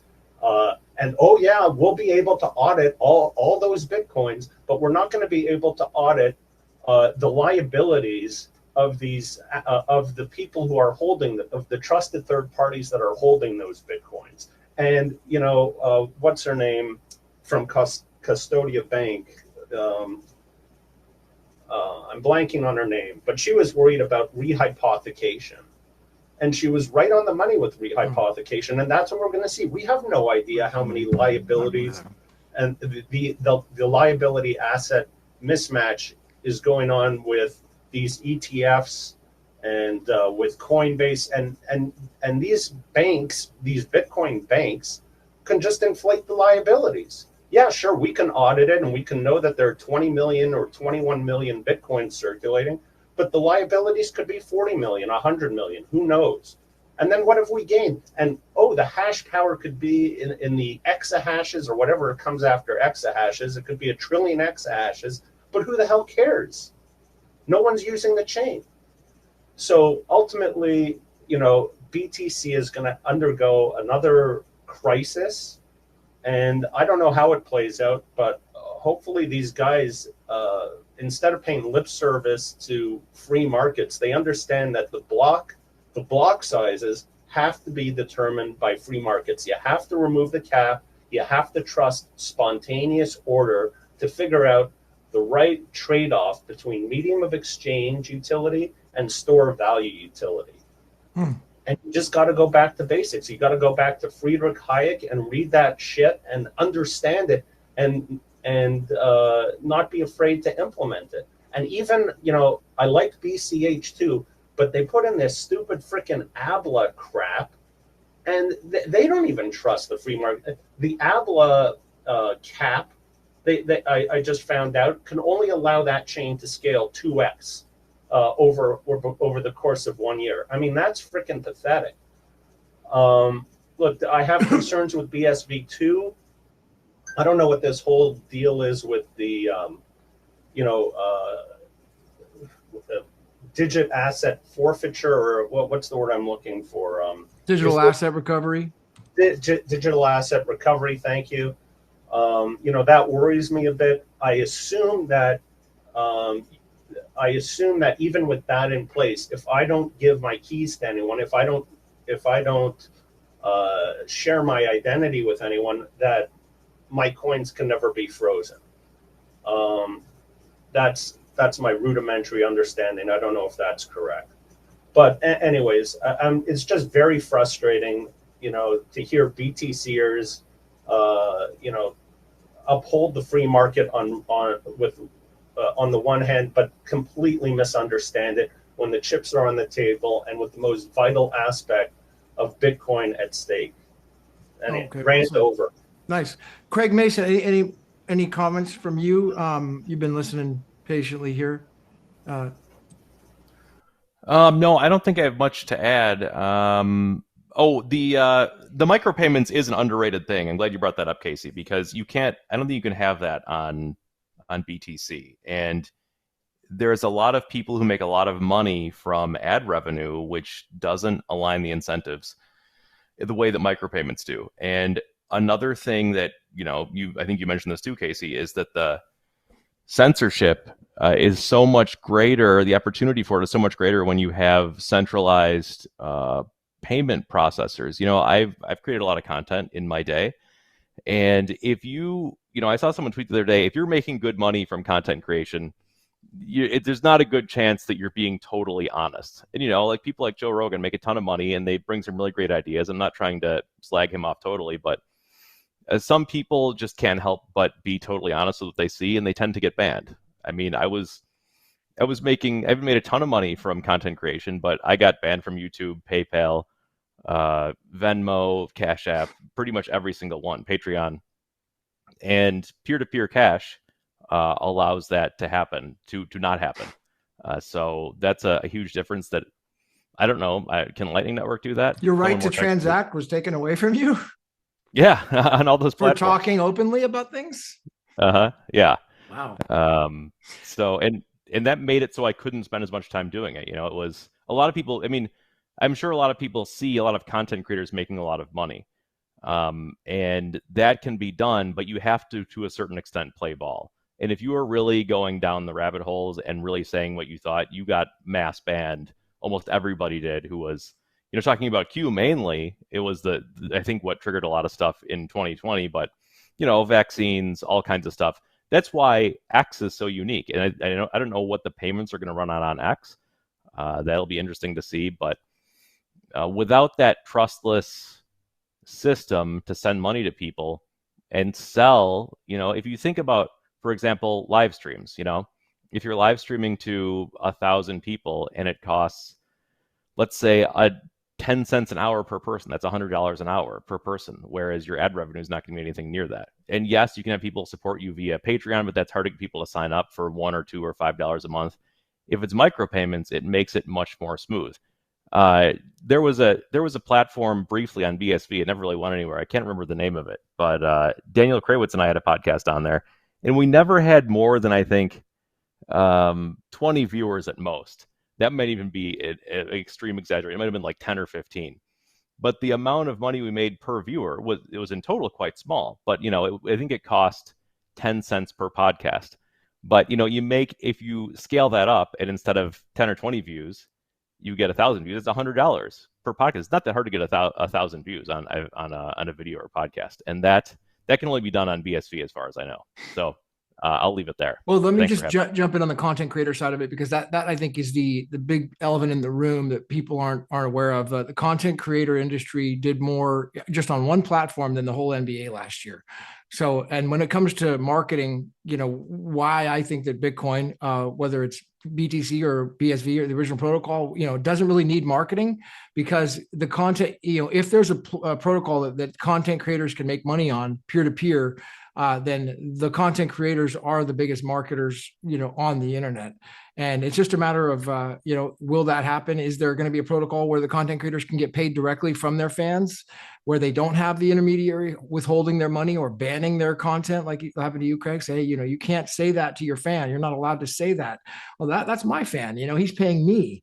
You know, I can say what I want to him, or do, you know, see, you know, he's supporting me or they're supporting me. So if that is the big elephant in the room, I think if that's able to be unleashed, ultimately history is going to be made, you know, and it doesn't really matter, all the semantics aside, if there's a demand for that, you know, there's going to be yeah, absolutely. Sorry, I'll just say one last thing real quick. You know, and I think BSV is a proof of concept, the platforms we had that on, that it does work and people do want it. Because if you look at Twitch, people freaking love Twitch, and, you know, it failed for whatever reason.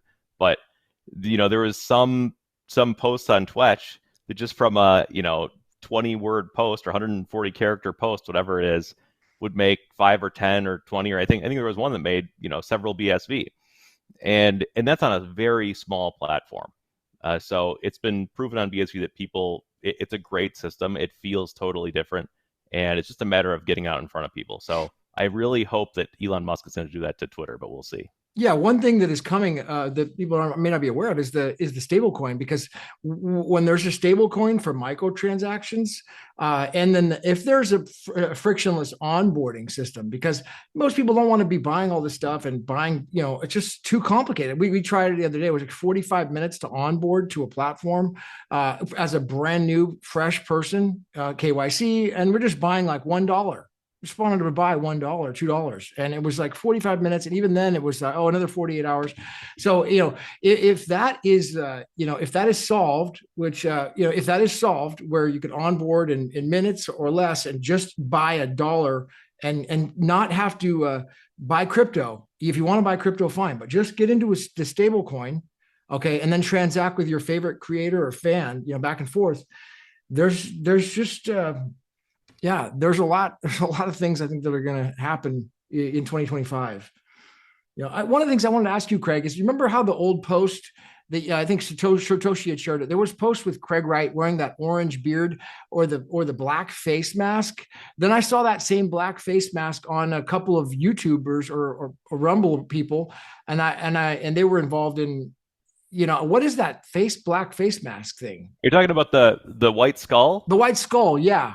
Yeah, it's the Punisher logo. I don't know where it originally comes from, but it's in a ton of the Q posts, and it kind of tends to be associated with pain. That is, pain for your enemies, pain for the evil side when they get eventually taken down. And Craig wore that shirt. I don't know when it was. It was sometime either during the. Actually, I think I asked him, and he said it's sometime around the early Q posts. I don't know if it was after or before when it was. I think slightly after. But what was the orange beard about? I think that's meant to make fun of Greg Maxwell. is what I've gathered anyway. I see. Okay, that's what it was. All right, that's I saw that same thing. So the Punisher logo. Yeah, it's in a lot of Q posts. All right, nice. Okay, anyone else want to jump up on stage and comment? Or let's see, we got Alex.Sats. Satoshi, you're still here? Yeah, mate, I'm still here. Just been listening in the background. Wow. Anything to add? Well, just, obviously they're listening to all of this. Honestly, like, Bitcoin is so simple. But I would like to ask Gmoney if he thinks like the jibby jabby is safe and effective. So if I told him the jibby jab was safe and effective, would he believe me? And if I created an old coin and just and just labeled it BTC, would he also believe it was BTC? It's all you've got to do is understand the fundamental basics of Bitcoin. It's all in the white paper.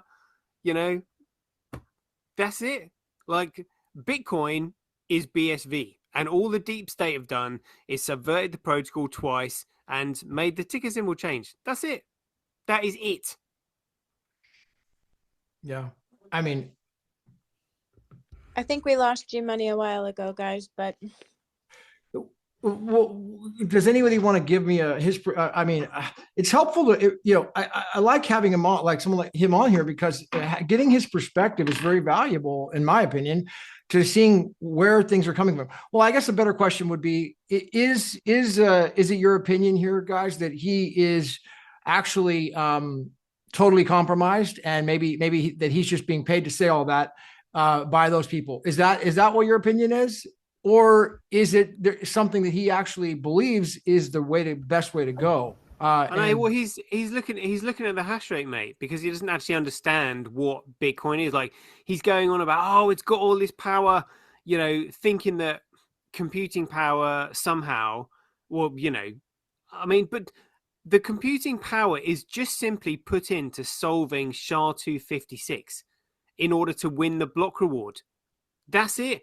That computing power will literally turn on a dime the moment the block fee surpasses the block reward, and the miners are just like, actually, we can economically sustain our mining operations from the block fee, because the block reward continues, because the block reward is a zero-sum game. It goes to zero, and there's nothing anyone can do about that. Yeah. So can you take me down to, like, if I was 5 years old, and explain that to me again, where you're saying, let me just, I'll come at it from like his perspective, which is BTC. It has the biggest market cap, hash power is strong, therefore it's impenetrable, and the miners keep it safe and all this. So what are you saying? You're saying, can you take it very simple to me? How are you saying there's a risk to that with the mining, the hash power? Well, yeah. So, the only thing hash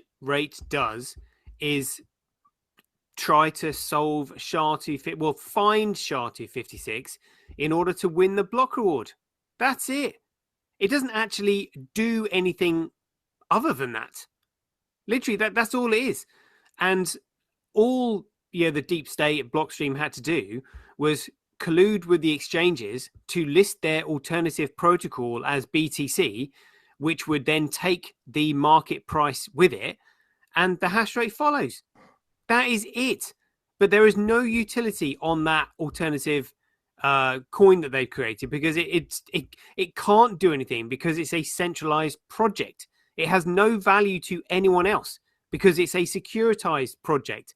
That SegWit token, that BTC token, what it is now, is a security, and therefore it is limited by what those who control it want it to do, and they don't want it to do anything. And really the utility, the value of the token comes from the usefulness of the network that it provides access to. And it's the block size that restricts the access to the network. Like, it was Satoshi Nakamoto himself saying, the Bitcoin network will be used for HD streaming. It's going to be used for everything that the internet is used for. And you can't have a limitation on its use. Because people will just find another use that can sustain them.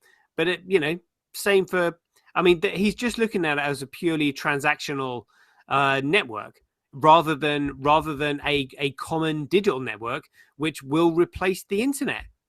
That's it, because the internet is completely controlled by the Silicon Valley cartel. Every time we upload digital content onto Google, Amazon, Facebook, YouTube, whatever, they own and control it. Whereas, we should own and control our own content. Even the likes of Zoom now, when we're using Zoom, they now say that, oh, by the way, we own all the content you create and we can listen to it and blah, blah, blah, blah, blah. That's not private anymore. We should be communicating with each other over a common digital network like we are now, but, over a common digital network that is private, that nobody else no one has any control over. That's it. So in the future, we will be communicating just as we're doing now, but on the Bitcoin network rather than on the Twitter servers. That's it. What about his point about everyone should own some BTC, just not to miss out? And, that's a bit like me. That's a bit like me saying, everybody should have a little bit of Bernie Madoff's Ponzi scheme. Because his Ponzi scheme delivers 1% returns a month, and it has done for however long it went on for, like 20 years. Everybody should have a little bit of Madoff. Madoff coin. I've never exactly. It's ridiculous. That argument of why they want to suppress BSV so much. They can make so much more if they were in BSV versus BTC, and it does what we're saying. Like, the gains would be exponentially more than what they have. That's the point I don't understand. Let's say that you're a big influencer and you're in BTC, you're Michael Saylor, and all you care about is making money. Imagine if he told and he had no other ties, and he said, you know what? Why don't we just go ahead and start selling all our BTC? We'll go buy that other coin, BSV, and we'll really capitalize. We'll buy it cheap, and then we'll start driving the price up, and then we'll sell BSV when it gets to whatever price. We'll make more. I think it's the same reason people don't speak out when they, people with big followings don't speak out when they have information that they may know to be true, but they know it'll get them in a whole heap of trouble. I think that whether they have ties or not, which I think, a lot of them do have some ties, they know that if they say that, they're going to become a massive target, is my guess. Yeah, and also, look at what happened to Gavin Andresen. He absolutely came out and said, look, I met Craig in London in 2010. He is Craig sounds like the guy that I've been communicating with. Both, even what's her name, Sarah Micklejohn, was trying to say, oh yeah, the signing was spoofed. Well, one, Craig has got that GIA certification. It literally makes him one of the top cybersecurity experts in the world. And then you've got Gavin Andresen, who is also extremely clued up on cybersecurity and stuff like that. You've got both these guys who are just like, yep, Craig's like, this is me. I'm the one that's been communicating with you. Gavin's just like, yep, do this, do that. Yep, spot on. And yet Gavin has still been coerced, and he's clearly been coerced, because he even said, look, I still stand by what I say, but, he might have bamboozled me. Well, what forces are making him say that? And then look at Andreas Antonopoulos, oh yeah, I wrote my book And the moment I said that Bitcoin was meant for buying coffee, I realized it was obsolete the moment I wrote it. But hold on a minute. So you wrote your book telling us that Bitcoin was meant for buying coffee, but then you suddenly realized that you made a mistake. And now he's praising the virtues of some shitcoin that doesn't work, that you can't buy coffee with and can't do anything else with. There are some very, very influential, dark forces at work behind the scenes here. Okay, new. I think I added a new speaker up there. So if you're up, I'm not sure if go ahead and open up. Anybody has any comments or questions? Open forum. So did we add somebody new, Casey? No. I thought so, but I'm not seeing. Okay, they're not there. All right, no problem. John Wayne, how come he never comes into the spaces? I see that from John. What's this? John Wayne. Yeah, I mean, your point is well taken, Sir Joshi. Why maybe there's such a force behind it. But I mean, at the same time, if your motive is purely profit driven, I'm still at a loss, because at the end of the day, most of these companies only care about making money. And if the motive is profit driven and you could make more profit by buying something low and selling it high later, what am I missing? And I guess it's just you're saying that the forces behind it are so powerful that they're not willing to do that. Well, I would say that may apply to a lot of them, but there's only going to be, they're not all of them, because some people are just like, we don't care. We're going to go after the profit, forces or not. But when they're talking about, the thing is, it's intellectual capacity. Like, so many people that honestly, they don't even know the difference between money and currency. If you don't know the difference between money and currency, you can't see past the fact that the US dollar has got no economic value. It's securities fraud, but everybody measures value in US dollar. It's the world reserve currency, and they just cannot see it. And like I said, even Catherine Austin Fitts and Richard Werner cannot tell you the difference between money and currency. And, this lot, the deep state, have spent the last 100 years hoodwinking people, into believing that their securities fraud has value. But again, people don't understand the significance of the Nixon shock. Removing US dollar from the gold standard. So the certificates don't represent anything of value anymore. So what dictionary or what source are you looking to when you're defining money versus currency? Well, just basic economics. Basic economics. There's only those four things in an economy: goods, services, securities, and commodities. So currency and money have to come under one of those two headings, one of those four headings. So what are they? Well, a currency, gets its name derived from a circulating security, and money is a monopoly commodity. When a commodity, is used as a medium of exchange, and outcompetes everybody, and therefore becomes a monopoly commodity, then it's recognized as money. That's where the word comes from, monopoly commodity, and the amalgamation of those two words. Mon being the singular, Y being the commodity. We haven't heard from anybody else in the audience. That if anybody else wants to chime up, we got BSV Panama, I see out there, Alex.Sats, Mr. Ben. Some people have talked about him before. I don't know if that's a actual profile or not, but we got Craig on stage. We got Scott. We haven't heard too much from you. You just chilling today over there in Wales. What's going on? Yeah, I'm just cooking food at the minute, so I'm not really talking. All just good. Listening into everyone. Casey had her new profile pic with Dr. Wright when he was visiting Arizona. It looks like Miss Casey Nicole, Dr. Wright, and you. Very nice picture. Requested. Thank you. Here we go. BSV Columbia. Adding up. So we will take you up on stage, and then we can start moving to close this down. But go ahead, BSV Columbia, I added you up on stage. Love to hear your perspective.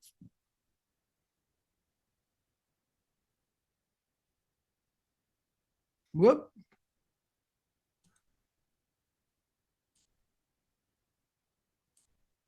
Okay, thanks. Just I want to give a short explanation of what is money and what is a currency.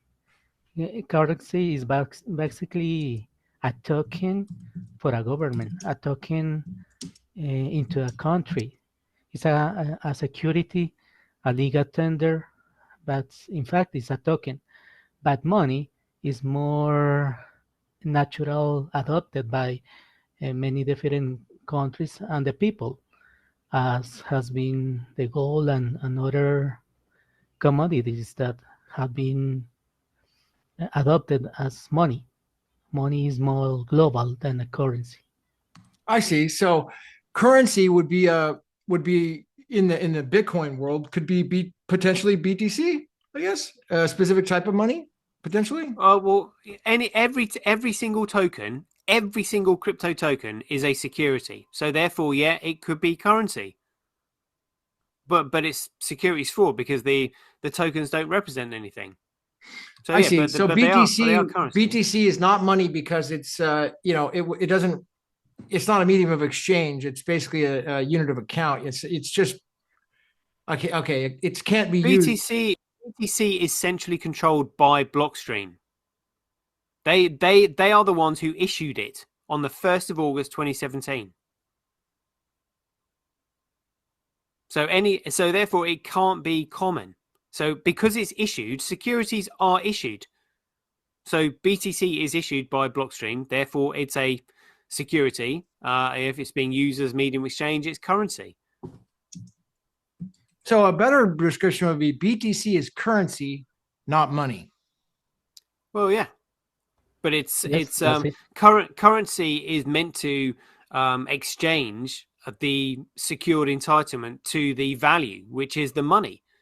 But if you remove money from currency, then you have securities fraud. Yeah. So BTC is currency, not money, because it's issued by like a central or controlled by a central origin, a central bank or a block stream, right? Official medium, it's officially now they're using it in El Salvador as a currency. Well, or they're talking about it. Well, it's just a currency, like I said, is just simply a circulating security. So if people are using it as a medium of exchange in a closed economic area or private community, then it's currency. Ah, nice. It's effectively what it is. It's fiat currency. BSV Columbia, did you have a response to that? Yes, that's enough. All right. Nice. We had some new speakers on stage. Why don't we do a little in closing, I usually just like to go around to the stage and everybody do closing thoughts so we can wrap up. And why don't we'll go to let's start with old Craig Mason first, and then we'll go to Scott Satoshi Excelsior, BSV Columbia, then over to Casey, myself. So old Craig Mason, in closing thoughts. Yeah, let's go. We are so back. BSV is Bitcoin. To say that Bitcoin is not a digital peer-to-peer electronic cash system is something straight out of 1984, and we're all going to make it. Nothing can stop what's coming. Thanks for having me. Sounds like so. You and Gmoney have a colored history together. Do you think that he's acting in good faith? I will say that in private, he acts very differently, at least in the past, and in public, maybe he's had a come to Jesus moment. I don't know, but he's on a network where he makes a lot of money. As far as I know, I don't know the inner details of their financials, but they make a lot of money from advertising, and he has never wanted to have a debate before. So the idea that first they ignore you, then they laugh at you, and then they fight you, and then you win comes to mind. So I'll leave it at that. Yeah, well, no, thank you. No, I thought it was a good timing because we have so many similarities of things. This last little little nuance of what is Bitcoin, I think is the last part. That is just not quite clear. Well, I mean, it's clear in your mind, Craig, but so you think he is acting in good faith, or perhaps he's just advertisers, I guess, behind him? No, I don't know. I couldn't say. I don't. I think it could be either one.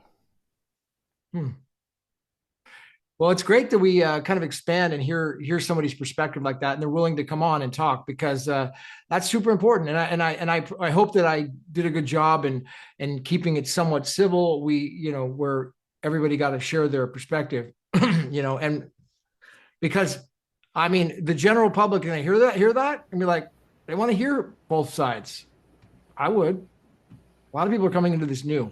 They weren't around in 2017, so. Oh, we lost Casey Nicole. Let's go over to you, Scott. Closing thoughts. I'd just like to, remind people that a lot of people conflate the two things. They'll say Bitcoin this, Bitcoin that, and a lot of the times, what they're saying about Bitcoin is true. It is this, it has many different facets to it for many different people, but you've always got to ask yourself, what Bitcoin are they talking about? Because if they're talking about BTC, it's a very different thing from BSV. And so don't let that get twisted, because it's easy to then be arguing about pointless things, It'd be like, well, Bitcoin does do that. And it's like, yeah, that's what I'm saying. And it's like, oh, well, that's what I'm saying. And then you're getting confused over what type real Bitcoin you're actually talking about. So don't let the misdirections and the silly sort of chasing your tails put you off, and just stick to what read the white paper, and continue to see the utility being built on the BSV blockchain, Yeah, and I think that's why this passing off case is going to be so important. And it really comes down to something. One is so simple, and that's just the naming rights. Like all the semantics and all the stuff, all just aside. Like, look, we have no problem and doing all these other side chains and different protocols and whatever they want to do. There's absolutely no objection to that. Just don't call, the objection is, just don't call it Bitcoin, because Joe Sixpack wants to buy Bitcoin when he should be able to buy Bitcoin, not something else. I guess that's really what it comes down to. And the courts, man, are going to have a problem with that. I don't know. Let's see how this plays out. It's going to be a fascinating little over the next 2015. Excelsior. Your first time we had you up on stage. Closing thoughts. When it comes to BTCers, I'd say don't ascribe to malice, which could be explained by ignorance. That's not to say that there isn't malice out there, but I think the vast majority of people in the BTC community are acting out of ignorance of basic economics. And I think the messaging of BTC is similar to the messaging of socialism. It's very simple, straightforward messaging. It seems very reasonable that you want to keep the base layer small and distributed and secure, and you want large that kind of messaging makes a lot of sense, and that you want to scale in layers. It's a lot more difficult to say, to message like BSV, where we have to say, look, allow spontaneous order, allow the markets to determine block sizes. You have to trust the free market to get that right, to get the trade-off between medium of exchange and store of value right, that you have to allow the free market to determine the number of nodes, that you have to let the free market and spontaneous order determine the number of transactions per second, and everything's going to be okay.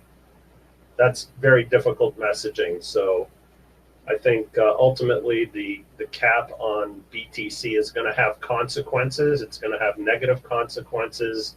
It could lead to another BTC civil war, another hard fork. I think a lot of people will wake up when that time comes. I don't know when that will happen. I don't know if that'll be in our lifetimes or beyond.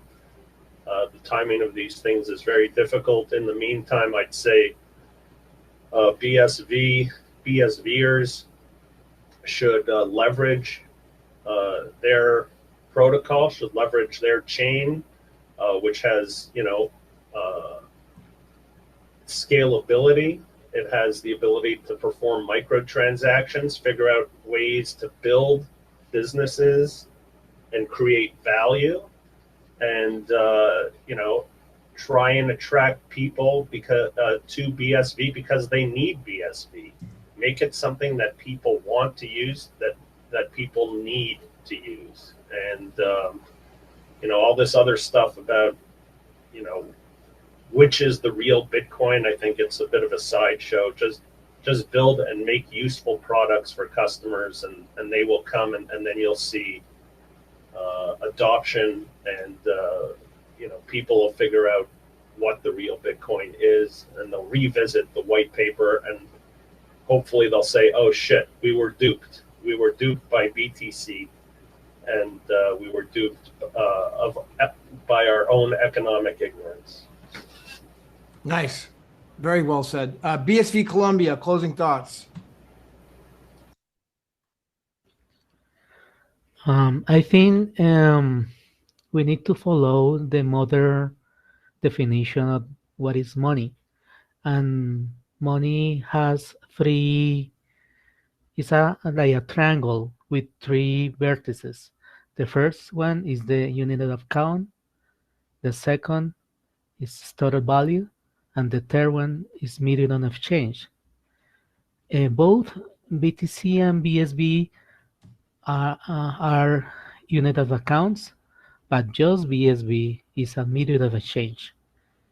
And it's a liar that BTC has a stored value because with volatility of the market is not stable.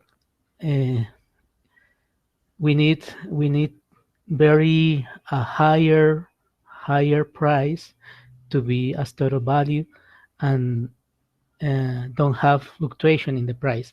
Also, BSB right now is not stored value, but will be in the future when everyone wants to use it. Everyone needs to use it for use on-chain application, and when that happens, Bitcoin will be converted as a commodity, and that's a central part to be money, be a information community. The three parts were medium of account, medium of exchange, and what? And a stored value. Store of value. And BTC is a medium of account and a store of value, but not a medium of exchange. Is that your point? Yes, but it's not stored value as should be, because we had a lot of fluctuation in the price, and it's not stable. Only when something is stable could be at a store of value, but in this moment, any cryptocurrency has that property. All right, so it sounds like it has the one element then, not the store of value. And why do you believe that BSV is a store of value? Not now, but in the future will be, when thousands and thousands of millions of people use satoshis daily in dozens of transactions. That is like use oil today for mobility, for moving your car in a plane. We need oil for do that.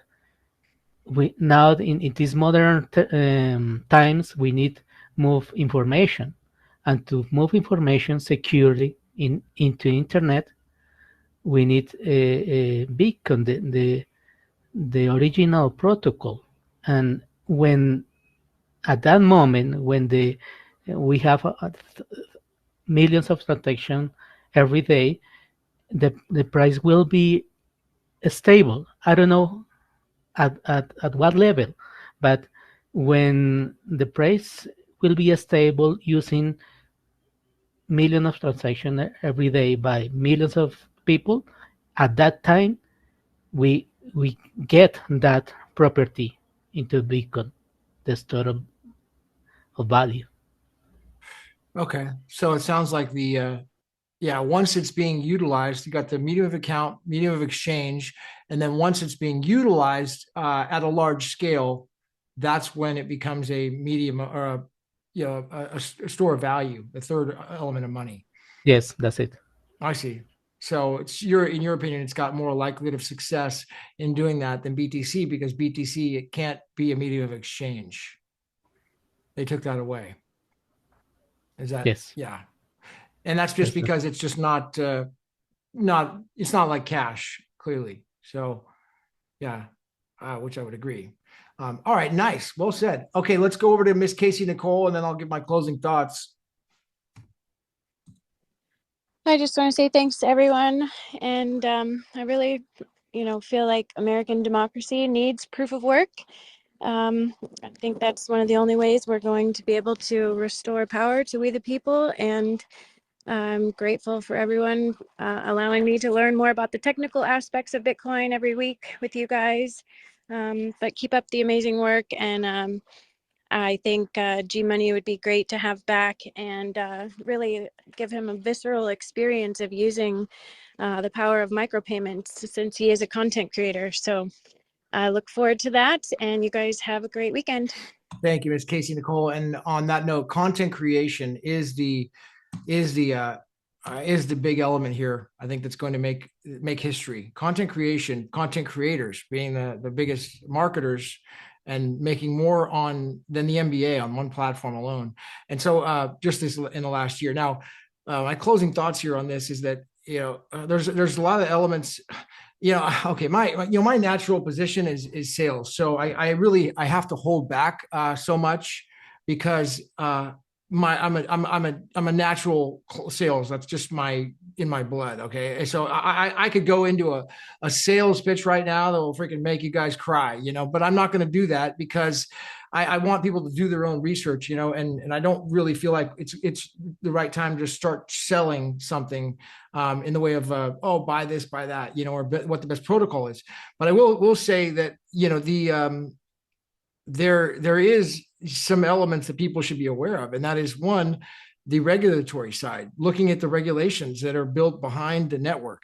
It's clear that nChain has completely, patented this industry, and it's going to be really tough for that to be broken and changed. And of course you've got this open source protocol. You could use the original Bitcoin protocol, which is called BSV, and you get licensed to use those patents. They have a patent promise and guarantee. Now, if you're not, well, you're doing something outside of that, well, you could be running a risk at being and putting yourself in court.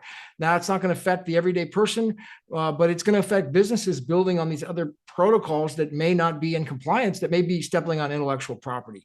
That's the one thing. The other side is about back to the content creators and the idea of people just transacting with each other. There is, there's this big announcement that it seems to not be getting talked about too much, but that stable coin, money, it launched on ERC20. It's on the coin market cap, and it's being marketed out there with the ERC20 side of things as a legal protocol and working. But what's in the background is it being implemented with sats. It's being done. And so when you have a stable coin launched that's using sats, true micropayments, what's that? What sort of opportunity is that going to do? Now, it really is going to be about, well, not about the people who know about cryptocurrency, but I'm talking about the people who don't and are not in it now, by enabling a way for them to onboard, in micropayments, from fiat to micropayments seamlessly in seconds or minutes, or one or two clicks. If that is mastered, if that is actually, perfected, well, honestly, then the rest of this nuanced stuff is just moot. It doesn't matter. because people just want to get, they want to make something easy. They want to make it seamless. And, stable coins are one of those things. Like, people like stable coins. I mean, sometimes it's more stable, maybe not Tether, but others are really sometimes more stable than a lot of these fiat currencies. And a lot of people around the world, they love using stable coins at times, but it's just a matter of which ones are secure, and they're very expensive. Imagine if you had one on the sats, on the original Bitcoin protocol, that was operating in micropayments. I mean, that is just a big elephant in the room that seems to be, people heard about it, but I'm telling you, it's happening. It looks like it's happening. Now it's just a matter of, can it be adopted? Can people begin to onboard using that seamlessly without having to go through massive KYC and long-term processes and 2 days approval to get in? If that's gonna, no, it has to be seamless. 2 clicks, you buy it, you're in.